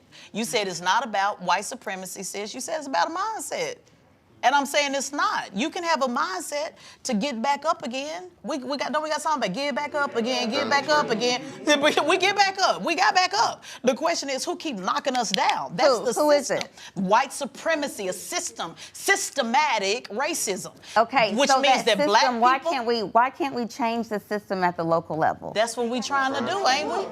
But we vote for those people. We vote for those people. Right, that's what we're trying to do. It's been nothing but black people in our system for the past 50 years. Okay, but it's the system. It's the system. Whether that be black people that's operating in white supremacy, Do you whether that be understand what I'm let saying? them turn up. Whether that be black people that operate in white supremacy, it's not about what you're saying is let's vote black people out and all of a sudden somebody. No. I'm saying vote another black person in if what you I'm want, saying, but I don't you care need to who vote they are. What I'm somebody trying to in say, that wants to change the system. Right, and what I'm saying that's fine, but that wasn't what you threw out first. The first thing you threw out was about mindset. Before. What was? Then explain us what you were saying about mindset, because we all heard you say that it's not about racism, it's about mindset. That's what you said. Yes. So if we take criminal justice system out of the picture, when I'm talking about mindset and racism, I am telling my children, now I need some water. My mouth is dry. Okay. But what I'm talking about when it comes to mindset, my daughters know that even though you are within systems, you have to know how to work those systems. Now that means you need knowledge, but no white man is holding my daughter down because there are too many options within the system. I thought she. And this is where we disagree. Nobody may be holding your individual daughter down, just like nobody's holding my individual daughter down. I'm not talking about my individual daughter. We're talking about the daughters that don't have access to the information. We're talking about the boys that don't have access to information who have to actually work within the system. And so when I go out and talk to those people you're talking about, one, they don't have the information. They don't even know the information is there. And so when I'm going to them, they already feel defeated. They feel like there is no hope. And so my message to them is there is hope because there's this information that can help you with this problem. You don't have to be defeated with this problem. I have an attorney that I paid on my campaign named Mario Williams to actually help people in the community with their criminal justice problems because they don't have the resources to do it on their own.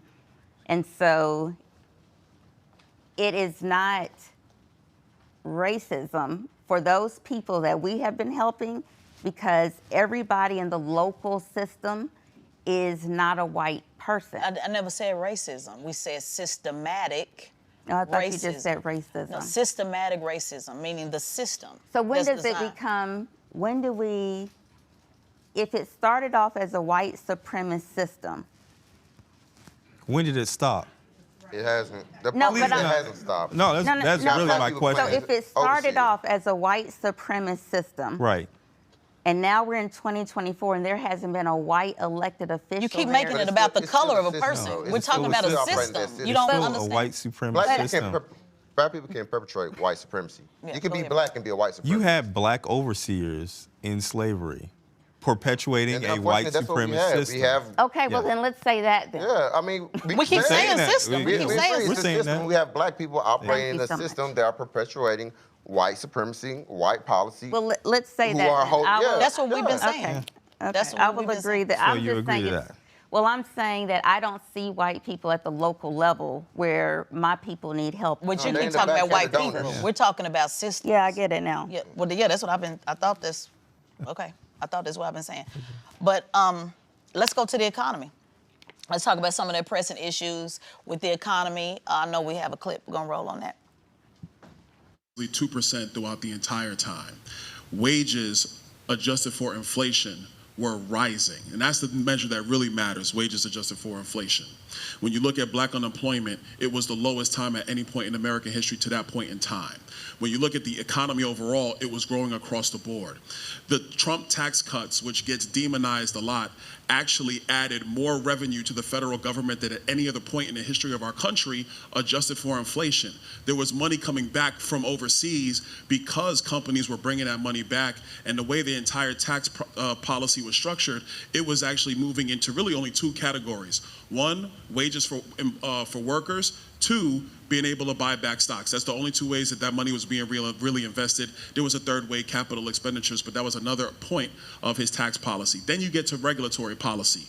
When he came in, he cut about $1 trillion worth of harmful, in my view, regulations from the Federal Register that was slowing down small businesses in the United States. So when you put all that stuff together, it was one of the great points of economic growth in our country, and every demographic group took advantage of that, was rewarded with that economic growth. Everybody had a piece of that economic pie.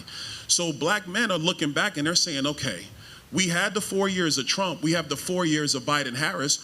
Which one was better for my pockets? Which one was I excelling in more and more? And if you look at the economic data, it's not a doubt. It was under Donald J. Trump. And that's why you're seeing more and more black men saying, you know what?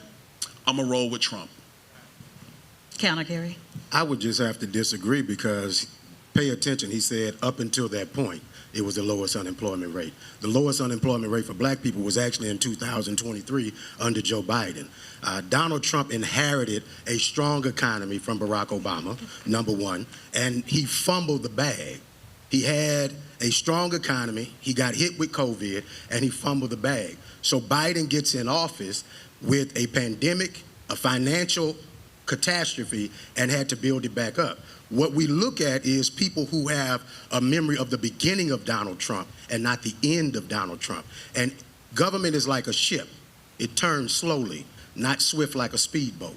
And so the progress that we saw in the very beginning of his term, he just inherited that. So when we talk about the benefits of Trump, there really were none in the end. If you look at the judges he appointed and the things that they're rolling back and the injustices that are taking place as far as some of their rulings, you don't have to look at Roe v. Wade. You can look at black folks in South Louisiana cannot sue the chemical plants anymore for environmental racism. They can't get the job at the plant when the plant comes in. They're going to get the cancer from the plant, and because of Trump's judges, now they can't sue when they are harmed by those things. When you talk about what's going to benefit the economy in the long run, it's going to be things that like what Vice President Harris is talking about, 3 million new homes that she plans to build, $50,000 that she plans to give in tax credits to small business owners. Donald Trump only wants to give tax credits to the wealthy.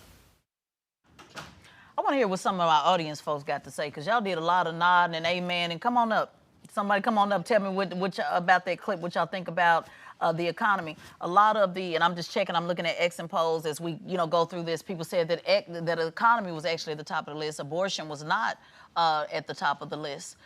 So I want to know what you guys think. Do you feel you're better off now than what you were? Do you understand that the argument on the Democrat side is that now things are getting better and it's a result of, coming through a pandemic? What's your thoughts? But I want some of my audience, y'all scared to talk? I want to get some of y'all to come up because y'all did plenty of amening. So I want to hear what y'all got to say. I mean, y'all remember what it was like? Yeah. You the spokesperson for the audience? Yes. Okay. Yeah, so y'all can call me Tika now because we all cool. So actually, what I do is I work with trust law, helping people plan their estates and whatnot. And I found that talking to a lot of my clients that through this current administration, that everyone is saying it's hard for me. I can't really pay my bills like that. I don't see the same opportunities that there were when Trump was in office. And these are people that are traditionally Democratic people. So I've seen personally a lot of people that switch parties, and they stated that the economy was much better with Trump in office. I guess we're going to find out. Let's go to the election test. Because a lot, and make sure you guys check out. No, thank you, sweetheart. Make sure you check out that panel that we did, because it was fire. It was Gary Chambers, Byron Donalds. I'm just not saying that it's fire just because I'm the host, but it really was good. It was my verses of all time. So make sure you check it out on the Revolt YouTube page because it's really, really good. Let's get a So the electoral count right now, Donald Trump has 210 votes, and Kamala Harris has 112. There are still several states that are still counting their votes. Pennsylvania has 60% of their votes in, and Trump is winning in Pennsylvania by 110,000 votes thus far, 60% in. When it comes to Wisconsin. Hold on, before we go, because I'm really hyper-focused on these swing states. Sure. Because all of these, we kind of already, we'll go through it, but we already know. But I want to unpack Pennsylvania a little bit. Nash County, yeah. What, was it, no, Nash was North Carolina. Nash, Tell us, dig in a little bit about Pennsylvania. You said 60% is that the suburb? Is it showing what counties? Rural versus suburb versus urban. So that's the key. The first one to. Rules are easy to get theirs in. Yeah. In Pennsylvania? If they have it available. If they don't, then I understand. I just kind of want to unpack that a little bit. Metropolitan, that takes a little longer to get there. Right, because that's where you had the large cities, Pittsburgh. So those spaces were still not completely in. That's why it's only 60% of the vote count in. Okay, so what you're saying is mostly rural. Yes. Trump is winning by 100-something thousand. Yes. For Nash, that vote is in. Donald Trump won Nash County. In North Carolina? In North Carolina by 987 votes. It's also interesting to point out that the independent candidates that were on the ballot totaled about a little bit over 400 votes inside of North Carolina for that final count. Mm-hmm. Yeah, you talking about y'all vote, them white folks though. No, So I'm saying your vote matters. Oh yeah, no, for because sure. But I just want to make every sure. vote that came out of that county, a black woman, a black man could have came out of Charlotte, or an Indian man, or any woman could have came from. No, I just want to make Durham. sure so my finger pointing is correct tomorrow. Because what's not gonna happen is blame this on black people. So my number one concern is Black making people sure. don't vote the way we historically vote. Yeah, no, I know, but Especially that's not black what they're gonna men. say on the Let's pundits just make tomorrow. sure that we got I go that. on Fox Yeah. News, so I know what they're gonna do tomorrow. So I'm just Are they trying to gonna make point sure. black people So I that gotta come make out to sure vote? I'm staying on point. No, Nash County, that was them white suburban women. You know that y'all said said y'all was gonna ride with the black women. That's why I was asking about Nash, because I wanted to see if they was gonna give us the opportunity to get on fries before them, and the answer is no. So I'm just keeping it real. Like, this ain't about reproductive. It goes back to my point. Yeah. Any black woman that lives a black woman reality experience, I know that even if I work at, and that ain't got nothing to do with being negative. It just is what it is. Me and my brother Charlamagne the God went back and forth about we believe in y'all. We believe in us. There's never been a question about black women believing in black women. The question been, do y'all believe in us? Do Nash County believe in us? That's what I want to see tonight.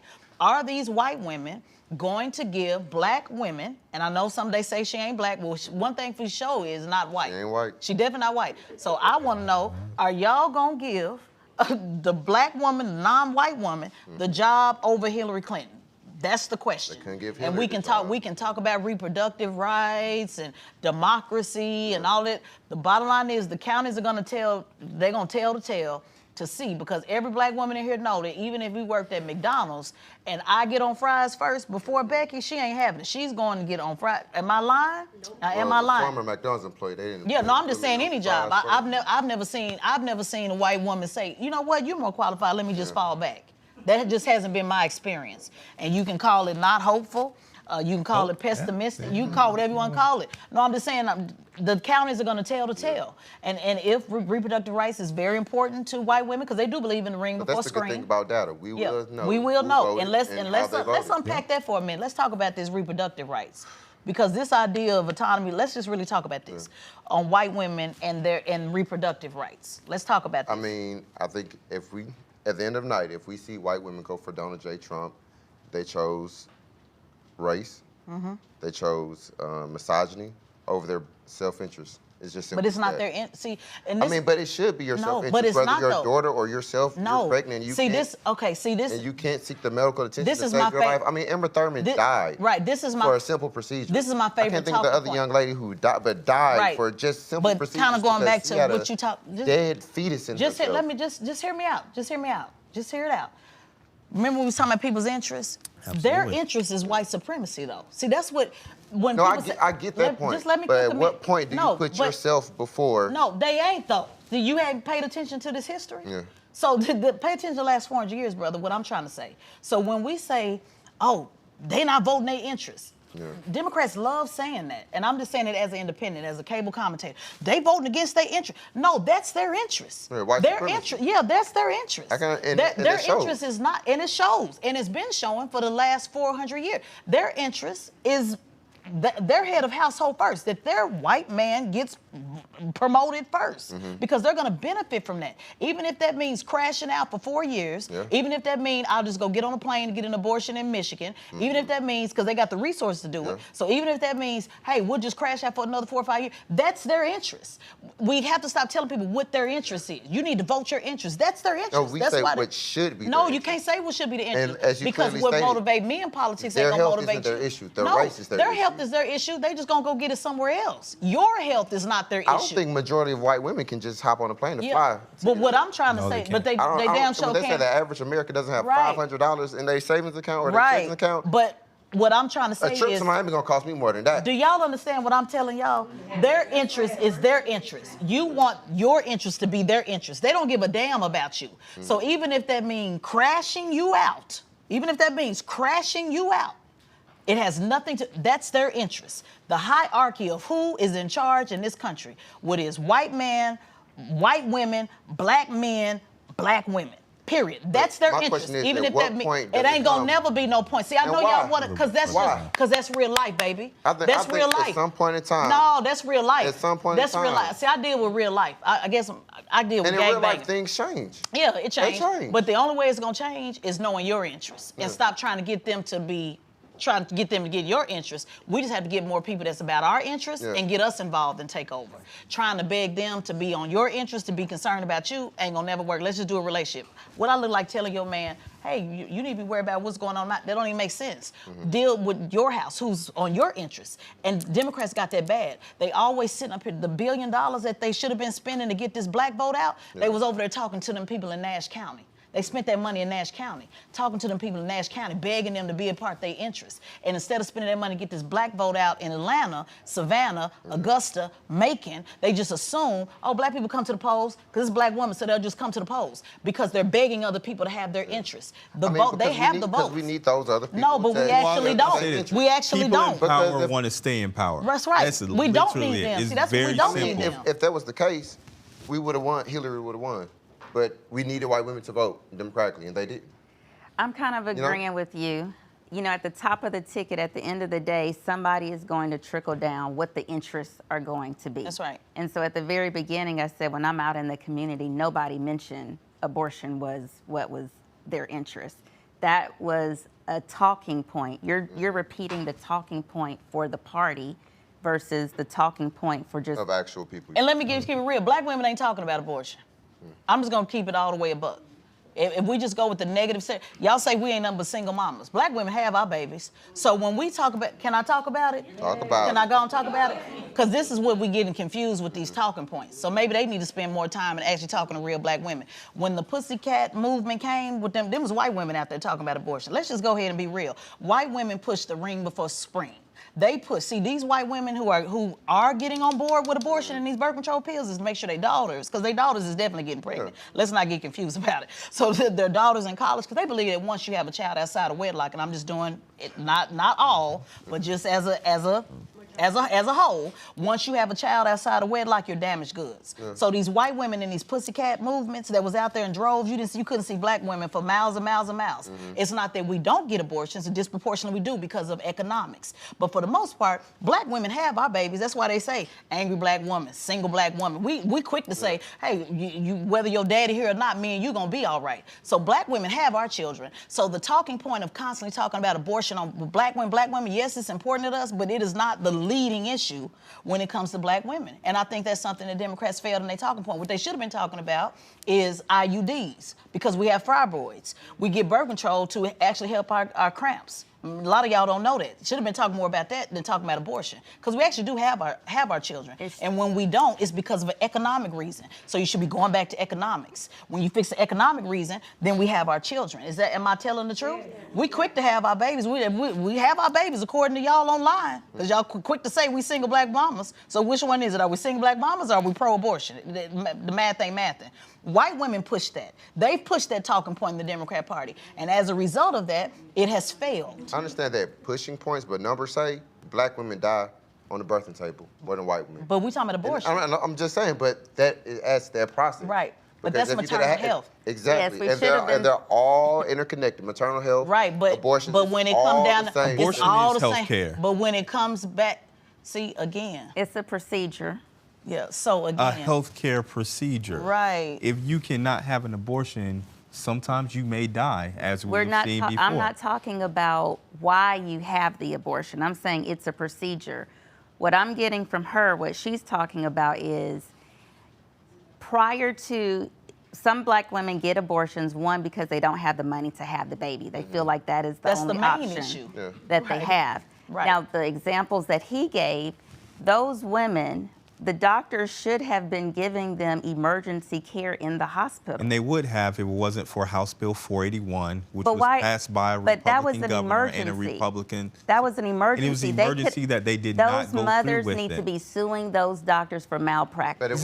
Suing's not going to bring those two black women back. It's not going to bring them back, but you know what will bring them back? Or make sure that this doesn't happen again? A repeal of House Bill 481, because it shouldn't have happened in the first place.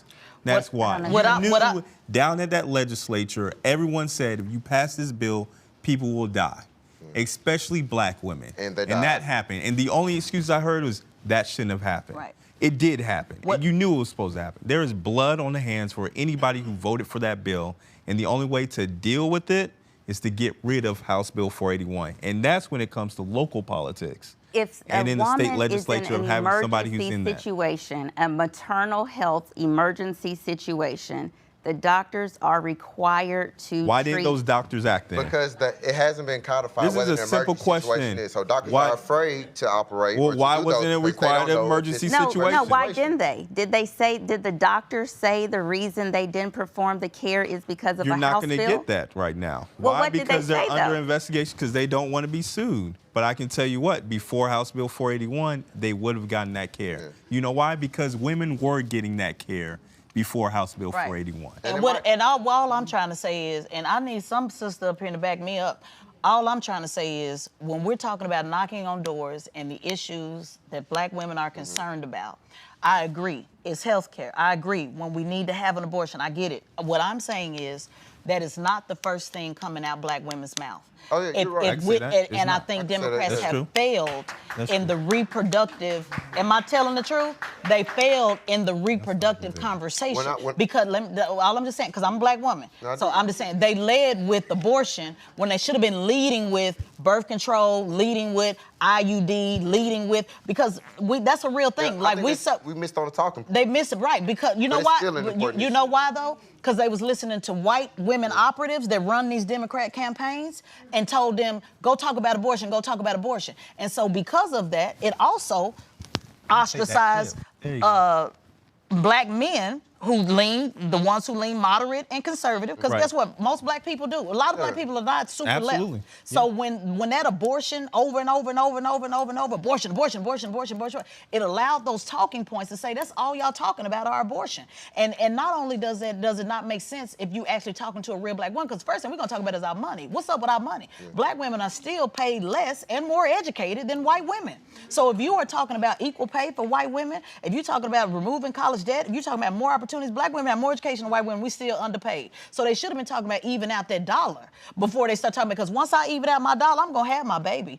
That part is already taken care of. And you're pushing those talking points in states that already allow abortion, Well, like I don't Michigan. think it was also a push. We heard from women saying this. No, you heard from white women. Let's just take a quick poll. No, it ain't no such thing as all. No, baby. Well, I didn't hear it at all. Yeah. That women are. Yeah, ain't no such thing as all. Now again, no, you're what right. I'm But telling you there was a is group white of women. women What that I'm say telling that you, this is an issue you that know that doesn't white matter. people run these campaigns, these liberal campaigns, right? You do know that. No, ain't no so they say. I'm telling you, as a national racial justice director that sued the progressive movement, Bernie Sanders, it's a fact, and won for yeah. anti-black, ain't no so they say. White liberals run these campaigns. Period. They develop the talking points. I would agree They with put that. out their agenda. That's I the would truth. agree They with do. that. I'm not talking And about they at get the all the local money. level. I'm talking about at the federal level. White folks run this. So the polls that they local take level, that say, 1,000 people said, They're getting it from that's white 1,000 alphas. people. That's 7 people. I'm telling you, if we take a poll right now with these black women in this room, that's why they were saying, yep. You ask them what's the most important thing, and it's going to be economic. Top of the list. Their One, children. getting paid the same that white women are getting paid. We have our children. So if abortion is the leading conversation, instead of reproductive rights, birth control, access to my birth control, that's very important. IUD, all of that. If abortion, and not dealing with economics with black women, not dealing with economics with black men, I just think that was a failure. I'm not saying that the other things are not important, but to keep pushing that over and over and over when that's not what black women are talking about. That's why you didn't see black women in droves at them pussycat, you didn't see us for miles and miles. You don't never see us at abortion rallies. That's the last thing a black woman does, and it's only because of economics. So if you solve the problem, which is economics, being able to take care of my child, we have our babies, baby. That's all I'm saying. We have our babies. Is that not the case?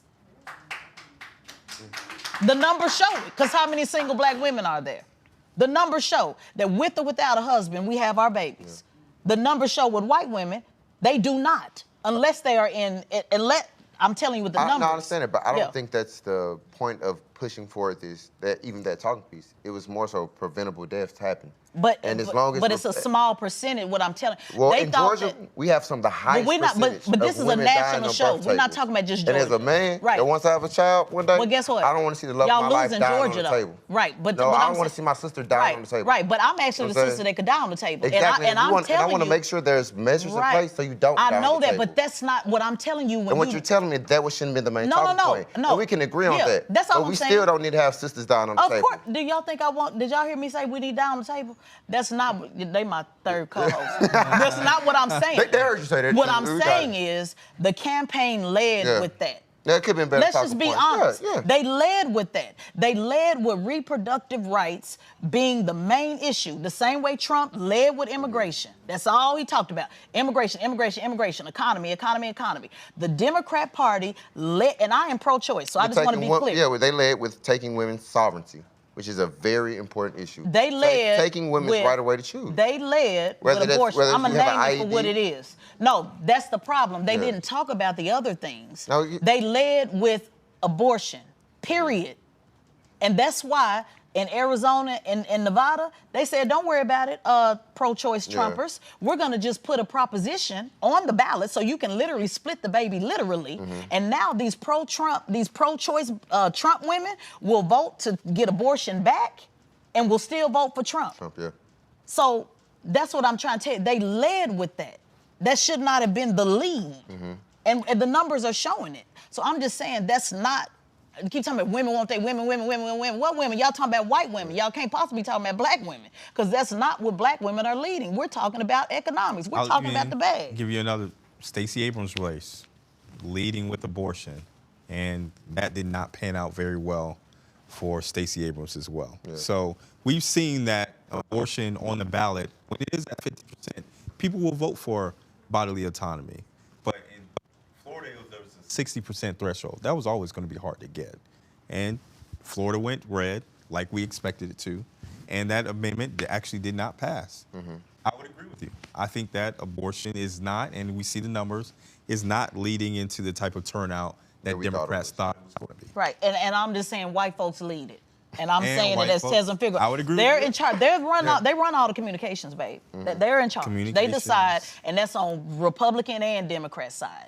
Oh, let's talk about this. And I'm saying that's not, if we just take a simple poll here. That's not the most important issue in everybody's household. No, it's an issue, but it's the root of the issue is the economy. When black women decide, I can only speak about being a black woman. And every black woman I know that ever decided to have an abortion is because they can't afford it. No other reason. It's no not other because, reason. Or the boyfriend is, they're fearful of the boyfriend. Sometimes they do have that's abortion. very few, but at the end of the day, we have our babies. Bottom line, I'm going to stand on that. Boyfriend, no boyfriend. We have our babies. That's it. I understand the fear. I'm not minimizing domestic violence. But a sister, if it even take risks in getting her ass whooped, we have our baby. I want to be clear about black women and their babies, because we have our babies. We do. The number one issue why we do not have our babies is because of the economy. If you can pay a black woman fair pay, we will figure it out. We will figure it out. Just like Big Mama figured it. Am I telling the truth, ladies? Big Mama figured it out. Auntie figured it out. You got to understand, black women have been watching us figure it out for a very long time. Whether the men been around, not around, whatever the reason, we figure it out. Talk to black women about making sure that we are still not paid 90 cents on the dollar with white women. That's what they should have been talking about. But instead, you're only talking about body autonomy. And they're not digging into the reproductive. They're talking about abortion.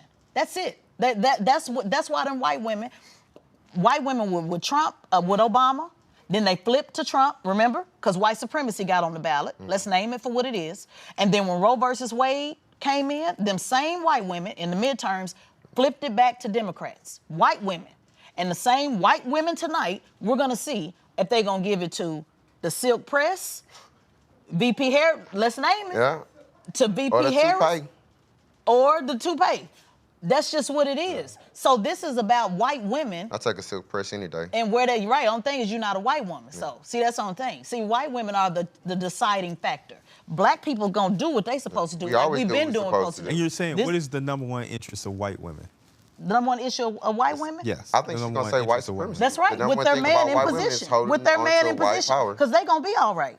So are you calling this race for the toupee? No, I'm not calling it at all. The numbers are going to show it. I look at each individual state. Right. So each individual state has a different thing. If you're running on reproductive rights in Michigan, it's a failure. You can have an abortion in Michigan, I think, up to 24 weeks. Because they have an amendment. Right. So people are concerned about what's going on in Michigan. What your problem in Michigan going to be with your number one op, Democrat elected Congresswoman Rashida Tlaib. That's your problem in Michigan. It ain't abortion. Your number one op is a Democrat that literally told 100,000 people not to go to the polls, to crash out for Palestine. That's the problem in Michigan. Crazy. not abortion. Especially a state with one of the largest. It's the largest. It is the largest. Now, I think that is the issue, being one voting people or just voting on one issue. What's the issue? Just on in that particular with the. But I salute it though. See, that's. Oh no, it's that's a great thing, but you lose so much when you just vote on one thing. Now you should stand for what you stand for, but you can't just fall into a trap But see, of this that is one where voting we issue. but this is where we keep getting confused. They're standing on business. We just got to stand on business for hours as well. Oh, and I We agree can't with tell standing them. on business. I salute her for crashing out for her people. But you know, my problem is she crashing out Detroit though. Yeah. So my next move. So your crash out is crashing out on other Right. So people. guess what Detroit You got got to to do? be more strategic. No. She can continue to crash out in Palestine. Miss Figaro gonna go tell. Yeah, they Detroit, got. what up We though? got to Y'all turn better up. start big to time. right. It ain't about. I'm East not gonna Mile, convince. West Mile, we got to get I'm not you out. gonna tell a Palestinian that you shouldn't be willing to crash out for your people. Crash out. I salute it. Crash out.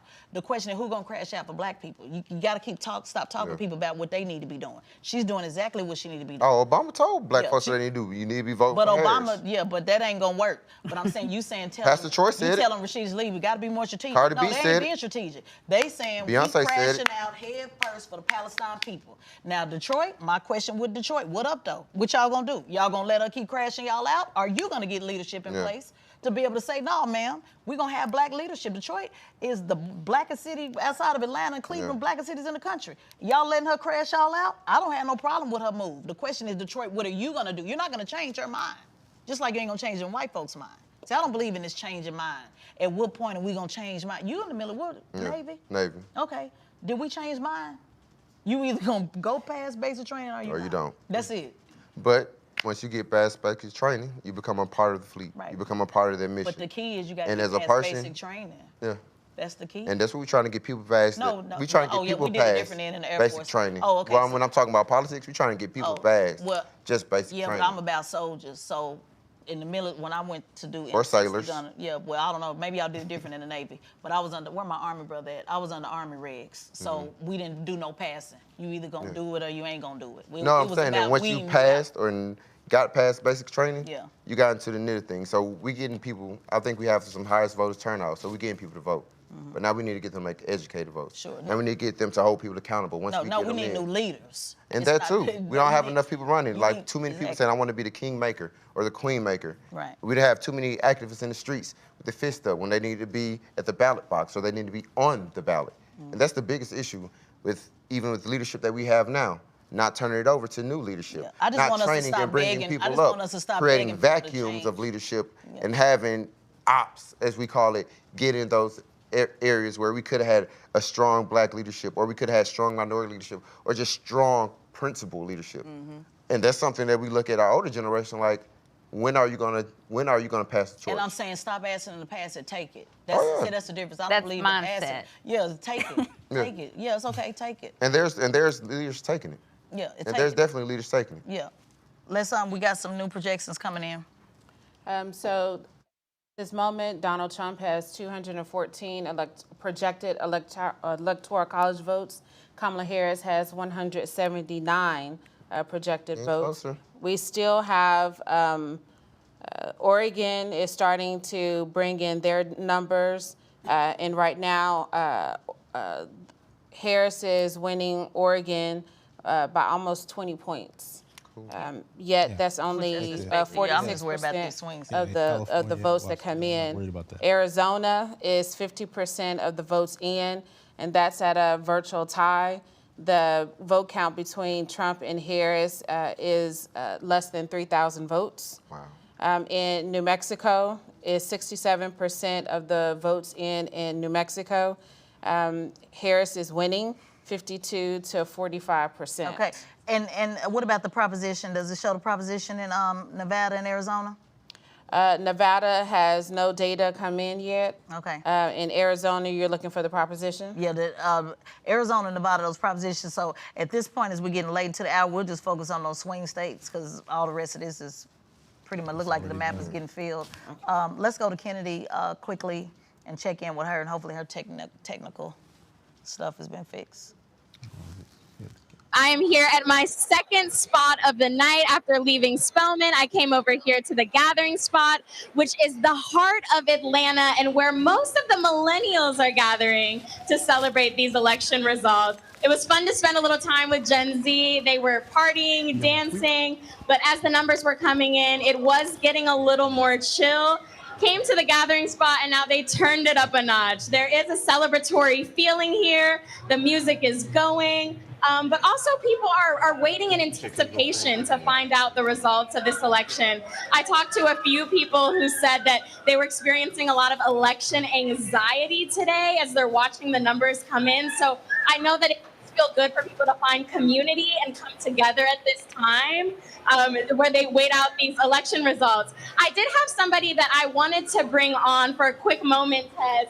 Ryan Wilson, who has a front-hand experience working with the Harris campaign. Ryan, tell me about what these past couple of months have been like and how you feel tonight on election night. Look, it's been a lot of hard work, but we left it all on the field. We've been okay. I'm cool. Going. So leave it on the field. Oh, he's going out. We was doing so good. 1, 2, 3, 4. It's tough, right? We see a lot of the up and down. We just got to be patient. We got to count all the votes. How are you feeling about Georgia? As you know, this is a crucial battleground state. The margins are so slim. You know, being on the campaign trail, connecting with voters, what are you hearing from them? Look, we always knew that Georgia was going to be tight. We only won this state by 12,000 votes last time. So, again, patience, right? Because if we're going to win, which I think that there's still a very good chance of making that happen, it's going to be tight. So let's count all the votes again, right? The hard thing about where we are right now is that it's just an effort, and like you got to be patient. And I know how hard that is. I wish that there were bigger margins, but we are slowly changing this state. And part of slowly changing a state is knowing that a lot of times you're going to have to win races by very, very small vote total. So the races have been called by most people. We got to count the votes. Well, shout out to you guys for doing the work and organizers, really galvanizing the people to get out there and make their voices heard. Last piece of advice for anyone dealing with election anxiety, what would you say to them? Look, 2016 is not 2024. 2020 is not 2024. This is a brand new year. We have to treat it that way, right? Voting patterns change. There's been a lot where there's. I know the history helps to inform where we are, but it's not determinative of anything. So be patient. Know that we've done everything that we could do, and that at the end of the day, I think we're going to be successful. Thank you so much. I appreciate it. Tez, back to you. Well, let's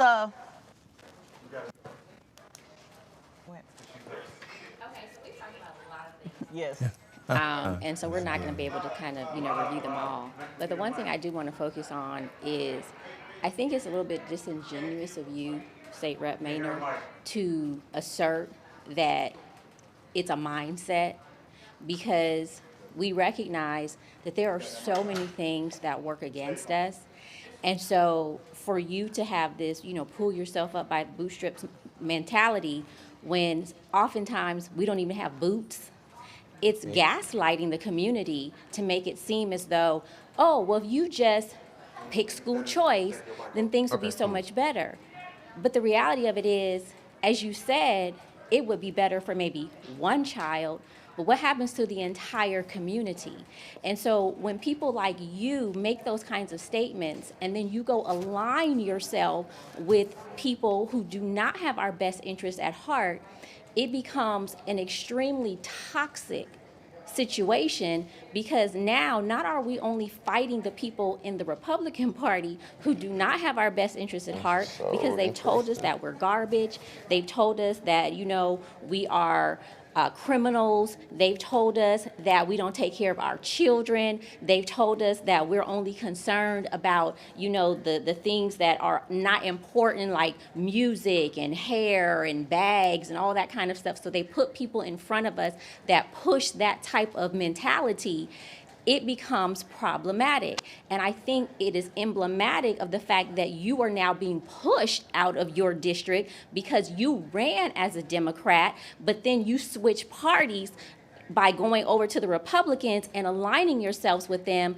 And that's the problem. We do not have the resources that we need in our community. We do not have the support that we often need in our community. And then when we do what you said, which is make change, they voted you in office, and what did you do? You switched up on them. And so now you're telling them, but school choice is so great, but okay, it might only help one child. That's a problem. So we need people who are going to be consistently in our corner, but we also have an issue of systemic racism in every institution, whether it is schools, whether it is healthcare, whether it is the criminal justice system, whether it is any other system that you can think of. So again, I say to you, you're being disingenuous when you make these kinds of statements and you talk about mindset and you say, well, no one's holding my daughter down. Well, not specifically your daughter, but when we have a gender pay gap like we do, where it gets to August before a black woman is actually aligned with salary with a white man, that's a problem. So maybe they're not holding your daughter down, but trust and believe once she gets out into that corporate world, she's being held down. There is a glass ceiling for a reason. There is a talking point about that for a reason.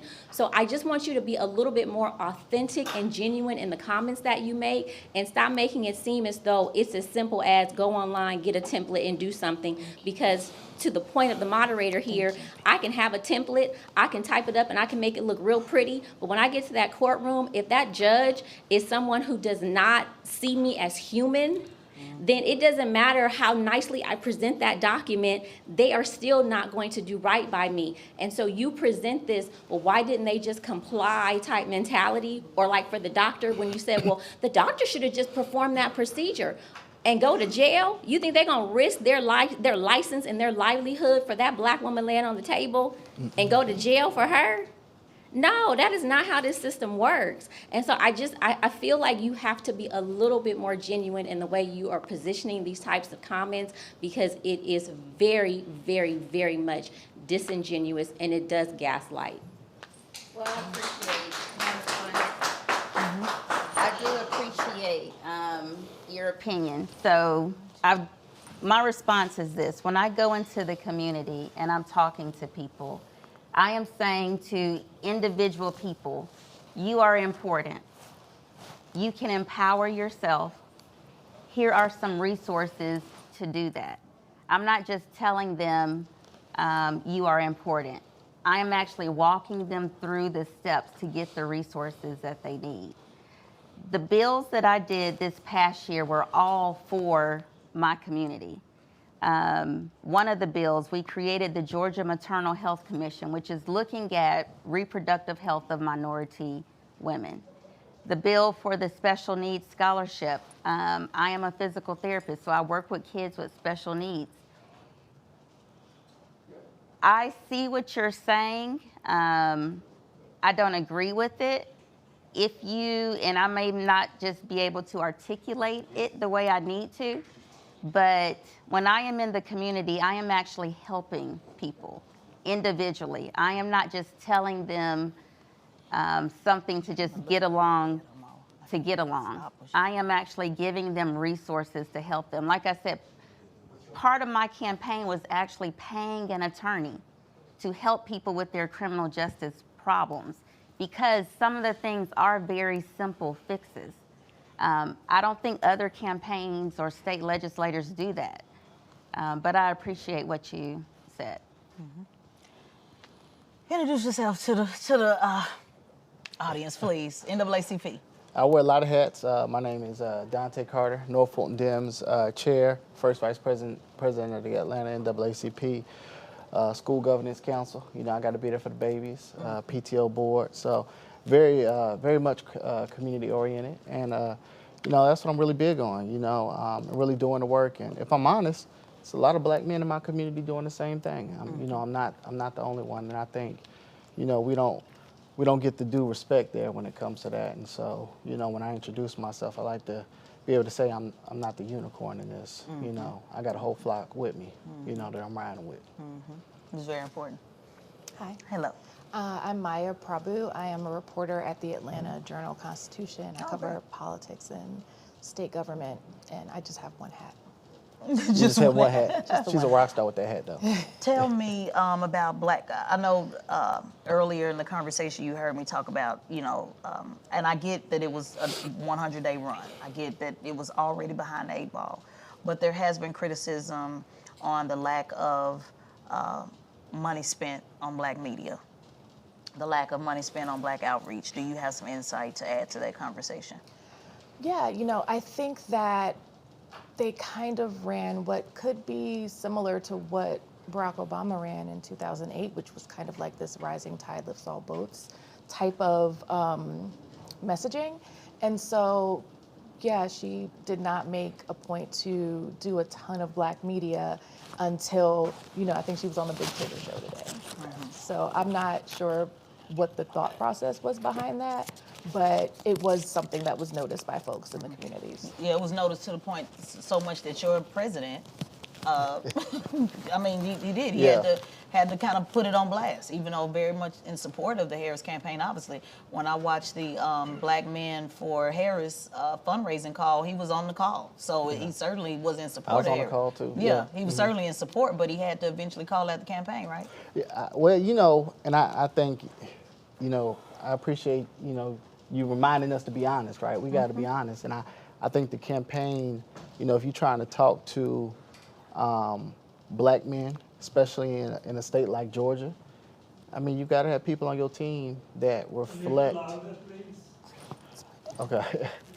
You gotta have people on your team that That's right. reflect it. I think there's this whole, and we've dealt with this, and it's been a lot of fighting, right?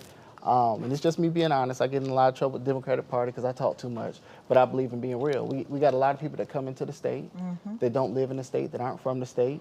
I made a decision this year that, to where I was just like, whoever they send in, I'm gonna do my best to work with them because things got to be different, right? I got a 6-year-old daughter.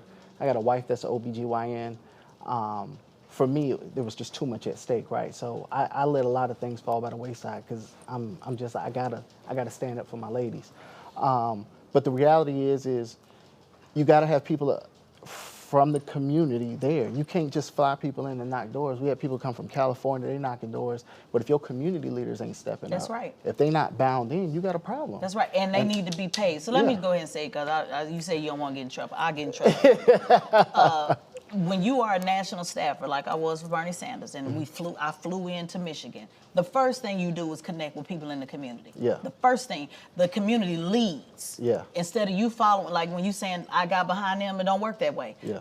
I'm supposed to get behind you. You tell me where Big Mama's house is and what church I need to go to and what I need to do. The national organizers should be following the local organizers, and the local organizers should be paid. Well, bottom line, end of discussion. Yeah. This is a full-time job. And so nobody and I've been talking about this well before, even with the organizer for Obama campaign in Florida. Florida was my political stomping ground, and I knew best. And it's not fair to just say, we're just gonna put signs up in the beauty shops and just expect you to do that for free, and then go across town and you put all this money into white voter outreach. Yeah. At the end of the day, if Georgia is not successful in flipping this state, it will absolutely be because of a mismanagement of campaign funds. I just believe that. I believe that if that money, and again, I know the 90-day thing was just a challenge, but this has to be called out for what it is. When national staffers are coming into this state and not employing, not engaging, not no signs on the west side of Atlanta, that's a problem. Y'all had $1 billion bag. What happened to the bag? Who got the bag? But I think, again, that comes back to when you have a place like Georgia that was so instrumental in 2020, there has to be a better job. I think, we had we had reporters writing books talking about how Georgia turned blue, all this stuff that went down. The reality is they weren't talking to the people that made Georgia turn blue. Right. There was a Black unarmed jogger that got shot and killed down in Satilla Shores, which kick-started Georgia. So we got to start. It was a Black man that died in Georgia, which got this thing started. And so for you to kind of gloss over those activists, right, and move over to the diamonds on the watch and all this stuff, when it was people on the ground, the people on the ground never fully got engaged in this. I'm just gonna keep it 100. This thing shouldn't be close. It's too many black people in Georgia. We already know they done ran the numbers. This is the only battleground state where black people dictate, whether we show up or we don't, dictate the election. Black people there should have been a black agenda the minute we got this thing running. It shouldn't be when grumblings are. People talking about, first of all, again, back to your point before, black men always show up. They running, so number 2 in the Democratic Party, right? This stuff should have, if you know this is your loyal base, you should have had something laid out for your base so that they get engaged, they get pumped, because we already know once we get going, everybody lines up behind us. But not even just laying about the base, because, I mean, many would argue that the agenda is there. Bottom line, they didn't pay nobody. I'm just going to just name it for what it is. That's why your president had to call them out. Bottom line, they did not spend the money, period. Black organizations got pennies across the board, not just Florida, not just Georgia, across the board. Can I add something to that, though? So what I want to say is, and I'll be honest, I don't think we have enough black folks who are being vocal, right? Because when her campaign reached out to me and they wanted to do a watch party, all this and that, right? The only way you have a black man as a North Fulton Dems chair, as an area that's been predominantly white for a long time, is if them demographics are turning, right? So I brought them to a black-owned business, right? They poured money into that black-owned business. But if we don't have people in these places that are saying, yeah, we're not gonna do it there, we're gonna do it over here, because that's when I said I'm gonna roll with it.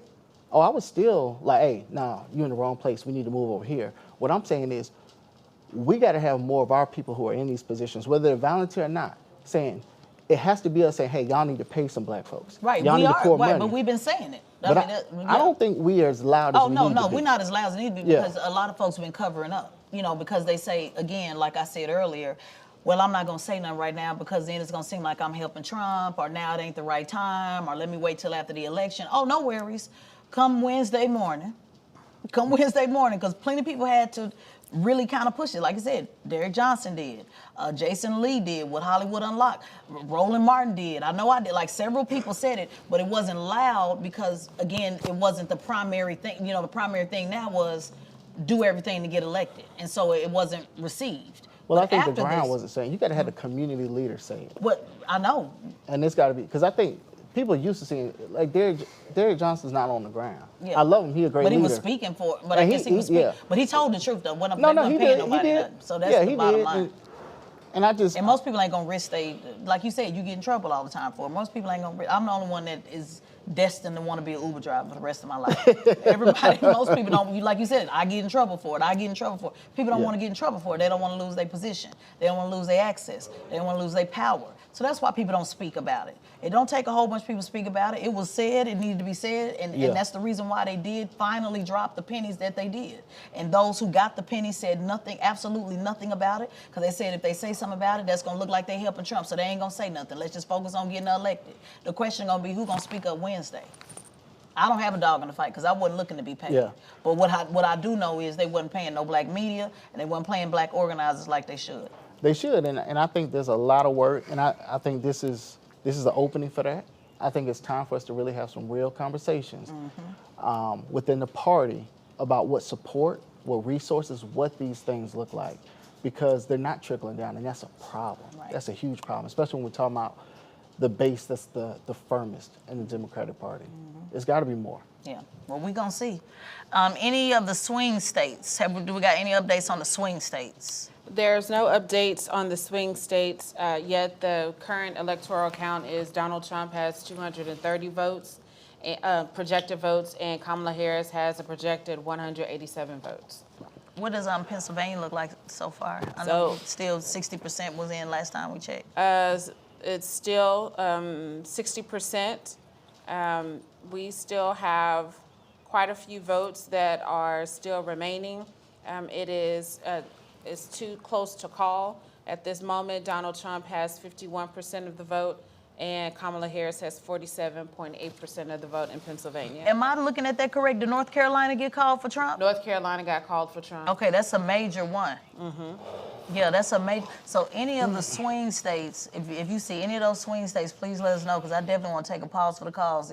If we see, well, we're not going to see Wisconsin tonight, but Michigan, Pennsylvania, North Carolina, Georgia, Arizona, Nevada. Those are the ones I'm hyper-focused on. So North Carolina, what was the actual percentage? And I'm gonna guess maybe a 1 to 2%. I'm gonna throw my number. Hold on, before you give us the actual number, you wanna throw something out there? I'm gonna say 1 to 2% at best.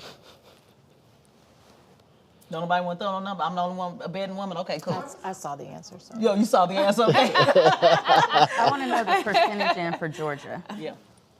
So the percentage is 50.8% for Trump and 48.1% for Harris. 1 to 2 at best. I got it right. Now sis gonna say, yeah, you didn't want to. Okay. I knew 1 to 2%. What Minnesota just had. Hold on. Let's go back to North Carolina, sis. I'm sorry, because Minnesota, we already know that's going blue. I want to tap in just one second. Well, it just had it's been trending Republican for some time, so they just had a data dump. But it's only at 46% of the vote count. Yeah, but okay. North Carolina, that's where you said Nash County, because I just want to be clear, because I need to know who I'm pointing my finger at tomorrow. Nash County went for Trump. It did, and he won by 987 votes. Man, that makes a big difference. And again, 400 plus votes went to third-party candidates. And how many? What third party? All of them. Stein. No, 400. What was it again?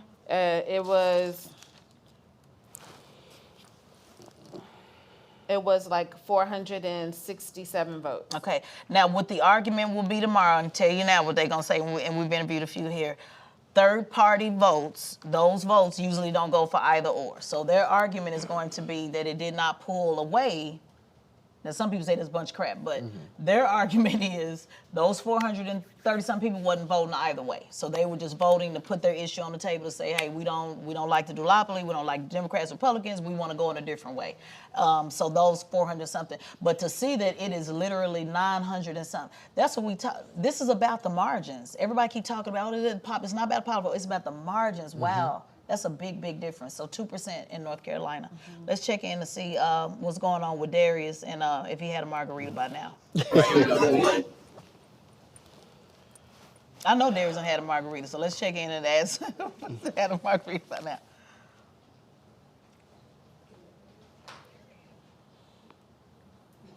You can't hear me. He looking real margarita-ish. And we can do a cheers together. But I moved from Brooklyn, and now we're in Harlem. We're in Harlem World to check the temperature here. And I have a very proud voter standing next to me, Mocha, who's been up since 3 a.m. And then she went to work at 4 a.m. And then she voted when she got off of work at 7 p.m. Now, Mocha, why was it so important for you to capture? Serious one, my rights matter very much. I am a gay black woman. Let me say that again. I'm a gay black woman, and I refuse to have my rights taken away from me. And what was it about? Are you okay with telling us who you voted for and why? I voted for Miss Harris, Auntie Harris. You feel me? Now I don't really want to get too deep into this because I'm gonna just keep it real cute and simple. We already had COVID. There has been a lot of help. After COVID, it's been very hard for a lot of us African Americans to get back on board with work.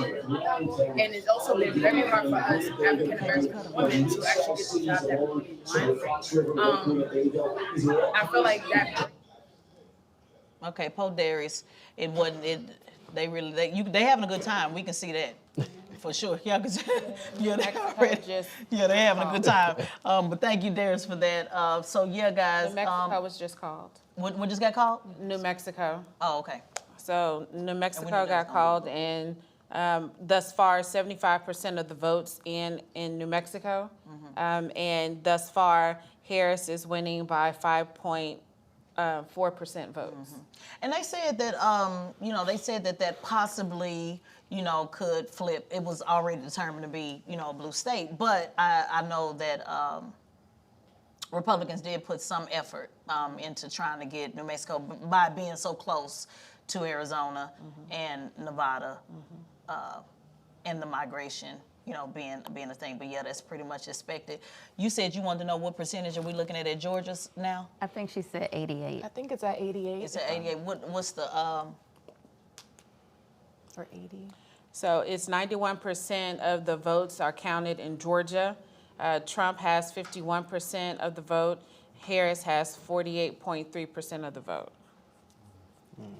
It's a wrap. I mean, are we hoping? I think, y'all let me know what y'all want me to do. Y'all want me to hope it? Cobb is still out.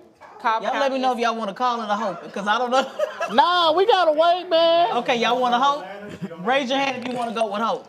But hold on, it's Cobb. What are the counties still outstanding? I'll go with hope then. We still. What counties are out? Is full what? Harris, Henry County is still outstanding. Newton County is still outstanding, and both of those are trending Harris. Tell me about those counties. But Fulton's in? Fulton is 90% in. See, we got hope. And then Hope. Gwinnett has. We got some hope. So break down. So those two counties that are out. Tell me about those counties, because I'm not familiar. I mean, those are out in the suburbs. They're trending. Huh?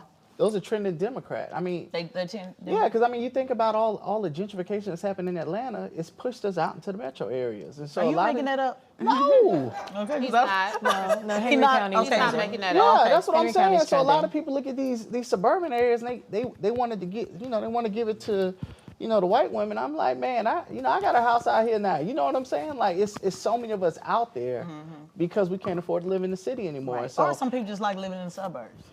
well, No? I mean, the folk I talk to, okay. I'm just saying, we ain't got it like that. Okay, I ain't. So So just to be clear, 96% is in. 91%. 91% is in, and Yes. we're going with hope. So we're 2 points down. Well, Democrats 2 points down. Yes, and it's about 140,000 votes in between. But again, you have outstanding count in Cobb County. It's only at 89%. We know where Cobb going. Now, we going to play games Cobb with Cobb, or y'all hoping with Cobb too? Okay, or what? so Cobb. Now, y'all know where Cobb going. Yeah, Cobb on blue. Harris They right blue? now. Yeah, I'm trying to tell you. Harris right now is Tell winning me in Cobb something, by because what? 14. My district butts up against Cobb, so we do a lot of work with Well, them. see, when I posted the early vote and the Republicans were all around the corner, everybody, that's Cobb, that's Cobb. You I mean, doing they Cobb, talking about show- that one small that part one of little East sliver. Cobb. Okay. You know what I'm saying? All right, well, I did my just- push the line training in Cobb, and you I know. didn't see us nowhere around. So I'm You going got to to go to the south side. Yeah, you know, okay. you got to Harris follow is 20 winning out. Cobb by You know, I'm just trying. That's right, I'm in you know, Mapleton. You see what I'm saying? All right, well, Your hope, man's okay. know his metro area Okay. now. You know what I'm saying? I know the metro now. I don't know yet.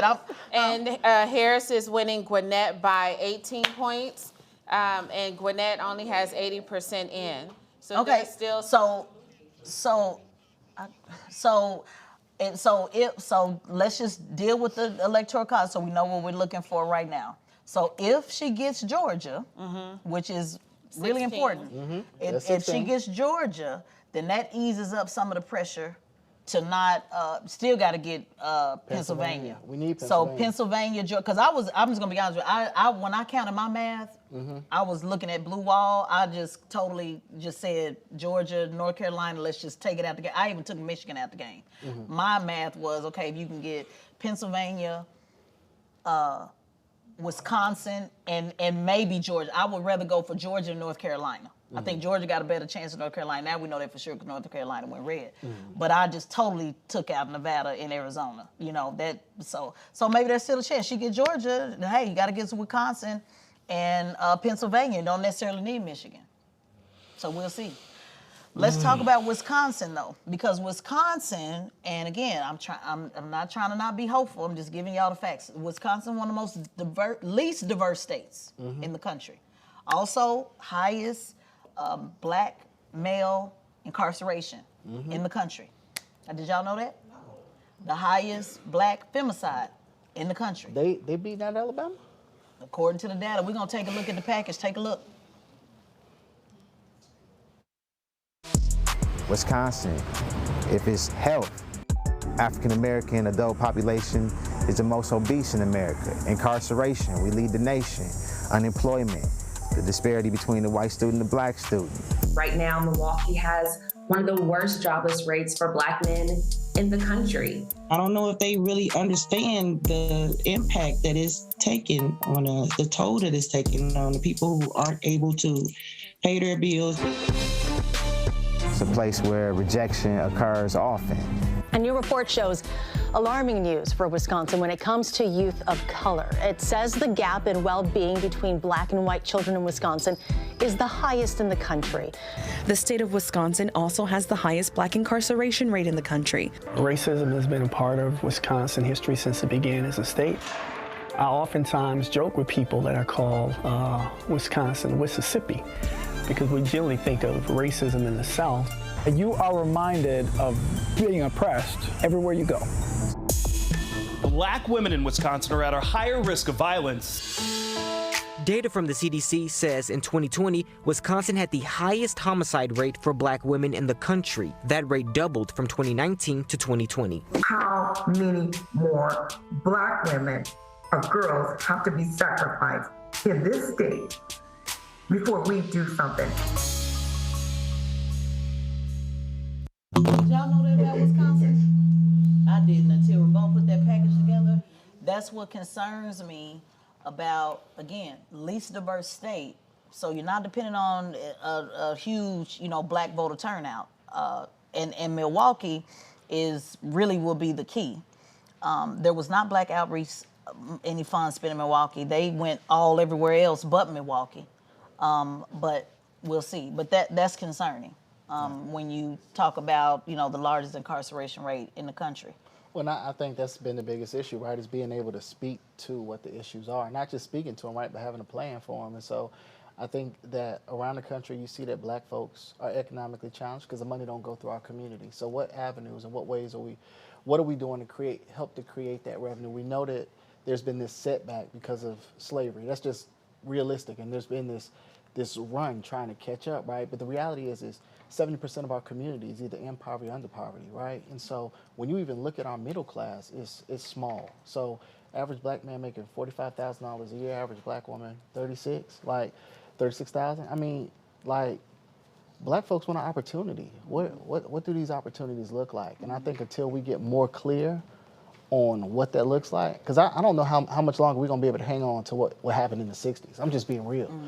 The kids, I mean, the level of persuasion I got to do to keep them dialed in.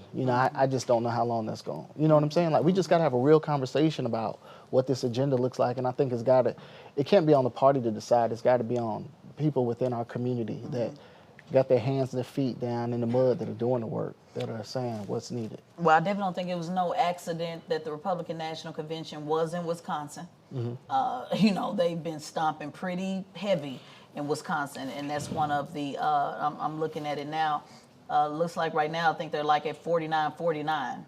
But again, we won't know Wisconsin until late into the evening because they take those Milwaukee.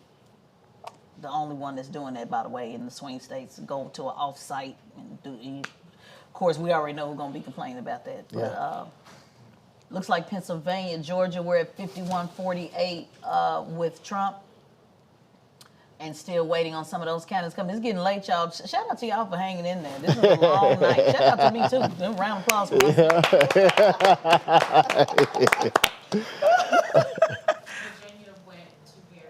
Okay. Yeah. So that's definitely expected. So we just wait. Now, they lied because they told us by 10 or 11. Because I had my little notes. No, it's going to be a long night. Yeah, they said. It's going to be a long. I'm prepared for a long night. Yeah, because the early votes, and I'm prepared, but we should. I thought we would know something about Georgia by now. They say we should know. Raffensperger, the Secretary of State here, has unofficially kind of called it during a press conference a little bit ago. He said that looking at the numbers with Donald Trump being ahead, he thinks it's an insurmountable lead. So he's not going with hope. Raffensperger's not going with hope. I mean, but they fixed the system, so I mean. Yeah, they did. And, and also the voter suppression issues. Yeah. So can somebody explain to me what happened in Georgia with the voter suppression? Well, I mean, they intentionally, they saw a large number of black folks that turned out in 2020, and they came back in the session the following year, and they went after traits that were indicative of black folks, and they targeted them. They made it they criminalized giving folks food and water in line. I mean, they were very intentional about who they were targeting. You look in black communities, we got the long lines. And so if we're trying to convince people to stay in line, what are we giving them? We're giving them food, we're giving them snacks. We're doing what we got to do to keep them in line. And so when you look at what they did, and if we honest, I mean, before we had the protests outside the Gold Dome, it was worse than that. You know what I'm saying? I mean, the pressure forced them to water down the bill. But I mean, this is what happens when we do get the type of turnout we got. And they knew there was a potential. I mean, we saw it. I mean, shoot, coming out of early vote, we had more than half the registered black population had already voted. I mean, they know what it is. You can't have this big of a demographic that's swinging elections and just leave them unattended. Right, and again, it should be year-round building the house. They do this every time, 6 months for its time, and this time it was 90 days. I just got some understanding, New York Times has called for Trump for Georgia. Shout out to Marcel's in the building. He said New York Times he sent a text saying the New York Times has, but we'll wait on AP to officially do it. We're gonna hold out hope. Yeah. That's not a crime, though, right? Hope. It's not hope. Okay. It's not a crime. It's also, again, guys. I mean, y'all want me to keep it real or not? Keep it real. Keep it 100. 90 days for anybody. A 90-day campaign for anybody was damn near impossible, particularly for a black woman or non-white, whatever it is. Because I know a lot of folks don't. I just think turning a Titanic in 90 days, and I just still believe that this country would vote for a half-dead white man on IV and all before me.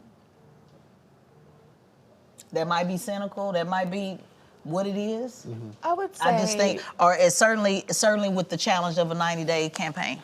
I would say for me, as someone who was out, covering these events and rallies and things like that throughout the year, there was definitely a completely different energy when it was Biden. Now, yes, more people may have held their nose and voted for him, but the energy that surrounded Harris's campaign, no doubt, the number of volunteers, I think they got like 1,000 volunteers signed up in one night in Georgia, and so they still lost Georgia. I know they had so much I'm talking energy. about the electoral. The energy's there, plenty of energy.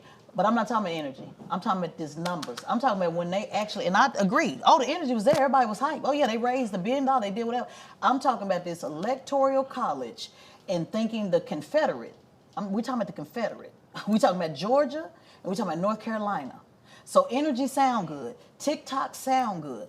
All of what they say, white men for Harris, white women for this and this and that. But when you go into that booth and close that curtain, and you have to make a decision on who is going to be what, the numbers don't lie, even if they're very small numbers. So trying to turn around, and I'm just saying from an operational standpoint, it was an uphill battle no matter who it was. Mm-hmm. I just believe, y'all going to have to show me, you're going to have to show me that this country would rather go for somebody that looks like me over Joe Biden. Joe Biden was safe. Let's not forget that Joe Biden was the one put on Obama's ticket for that reason. Joe Biden was the good old boy. Y'all remember? And remember? They said, go get Uncle Joe. Uncle Joe can connect with them in Michigan. That's why some people got surprised when Uncle Joe actually ran and they actually saw Uncle Joe's resume with the segregation, with the 94 crime bill. Yeah, this was the same Uncle Joe. That's why they put Uncle Joe on the ballot to go balance it out for Barack Obama. So I just think, I'm telling you, Marcel, as you know, I said it one time, and after that I said I'm not going to say it no more because I know everybody going to say, Tezlyn, you're not being positive, you're not being man-state. I just think it was a setup to me. I think it was a setup for us to take the fall. I do. And now going to blame her as a candidate with this. Maybe you should have talked more. Maybe you should have interviewed more. Maybe you should have outreached more. Maybe she did more. She did all of that. What could have been done in 90 days? She did everything she could have possibly did in 90 days. But y'all rushed Joe Biden off, sent him to an ice cream party, literally got ice cream. You remember that, right? No, seriously, did y'all see that? Y'all gave him ice cream and told him to go sit down. I went on TV and said he need to stay in the Buick. In the 1975 Buick station wagon, keep your ass, excuse my friend, stay in the Buick, Biden, even if that means an IV, because the ship was just too hard to turn. And now you're going to put it on a black woman And all the black girl magic that we've been talking about, that cancels all that because they're going to put it on us, and it ain't on us. It was the fact that y'all ran a piss poor. You knew that Joe Biden was not prepared 2 years ago. You knew that it should have been a primary 2 years ago. And y'all sat on y'all hands and strategically waited until the last minute, and now you expecting her to carry it in 90 days. Set up to fail right out the gate. And that ain't got nothing to do with hope. We're looking at the numbers. The numbers don't lie. This is the Electoral College. And I just got word in my ear she's losing in the popular vote. So energy my ass. Raise money my ass. The numbers don't lie. I honestly think Biden would have lost worse. Yeah, I guess we don't know. We'll never know, will we? We won't, but Yeah. I do think that there is something to be said about, I wrote a whole article about, black women will save us, right? They handed this over to a black woman in an attempt to save this. Well, it ain't enough of us to save. Right, hold on to the White House. But, based on everything that I've spoken to, and granted my knowledge is limited to Georgia, I honestly think that Joe Biden would have lost worse than Kamala did. Yeah, I just disagree. Well, I mean, we'll never know, but I just feel like they'll vote for a white man before they. And guess what? I'm all right with him losing. Yeah. I don't want us losing though, because see, the finger pointing gonna be, well, if y'all black people just came out, if you black men just did this, if y'all just did that, what was black people? Every time I'm on TV, what are black people saying? I don't know what y'all talking about. What y'all white women talking about? Because we've been doing. Yeah. Even black conservatives, we've been involved in the process. So I'm totally fine. If they was gonna lose, let him lose then. Y'all put him on this, but you knew this man was sick and have walk-ins. Why you put it on us? And then here we are we'll take it, we'll do it. Yes, come on, we'll do it. No, this was never up for us to save this. We can't save this. You asking us to change the history of this country in 90 days? No. Well, it was a setup to me. I think back to the conversation that you all were having earlier. I think folks get caught up in the demographics and they don't understand the psychographics, right? Because we're dealing with Let's speak up just. I'm sorry. And so I think we get caught up in the demographics and nobody's really diving deeper into the psychographics, right? We know that because the base of Democrats that should be turning out aren't. And I think for us this is about going back to the bases and figuring out how do we get our folks to turn out. That's what this comes down to. Understanding, okay, what's going to be that motivation, that drive. No, what started is let's just scrap it from the wrong people are in charge, period. The wrong people are in charge of operations. The wrong people, you got the average, and again, no disrespect, because when I get 80, I ain't going to want to sit down either. Just want to put that out. I'm not going nowhere either. But you still listen to James Carville, who ran President Clinton's campaign in 1996. This is who said she need to sit down. They was listening, Joe Biden needs to sit down. George Clooney, listening to Hollywood, listening to celebrities. They told them to sit. They pulled the money back. They said do it or else. This is not about motivating us. This is about piss poor infrastructure that is not putting the power in people's hands. Guess who the media buyers are? White folks. Guess who run the operation? White folks. Guess who run black outreach? White folks. Even the black people that's put in charge, guess who's over them? White folks. And this is not, I'm not being racist, I'm just telling you what it is. If you got 90% of the Democrat Party being held by black people, you keep wanting to put the pressure on us to save the country, then why are we not in leadership? Mm-hmm. Why are we not determining who does what? It's no way, and I'm just going to say that, I'm going to be real biased and say this with my brother Killer Mike. It's no way. He offered, hey, I'll take you to the same place Trump went on the West Side. They completely ignored that. You can't ignore those things. You can't ignore outreach. You can't ignore people that's saying, I'm willing to do the same thing that Trump doing. You got Trump putting Harry O up. People in the comments, oh, who's Harry O? Don't worry about, you got Trump over there with Trick in Michigan. Oh, don't nobody know Trick. Michigan sure enough know who Trick is. Mm-hmm. Oh, why he putting I Swear Vezzo up? Oh, Detroit know who I Swear Vezzo. Y'all ain't got to know who he is in the shade room, but that's influence in Detroit. Kwame Kilpatrick. They could have bought off Kwame the same way them Republicans bought him. Let's just keep it real. He got bought. Who's done more clemencies? Democrats? Why they don't never talk about it? Why they don't boast about it? That's a failure, and it's a leadership. And it's a messaging, and that's why I keep saying, back to the point we talked about earlier, it's a psychographic thing, and us really understanding what we need to do, how we need to message, how we need to communicate. But we ain't in charge of the message. That's what you're trying to tell. We ain't in charge of the message. They're writing the message. We know how to message to us. I don't need no help now how to message to us. They're writing the message. They're in charge of the comms. It's them.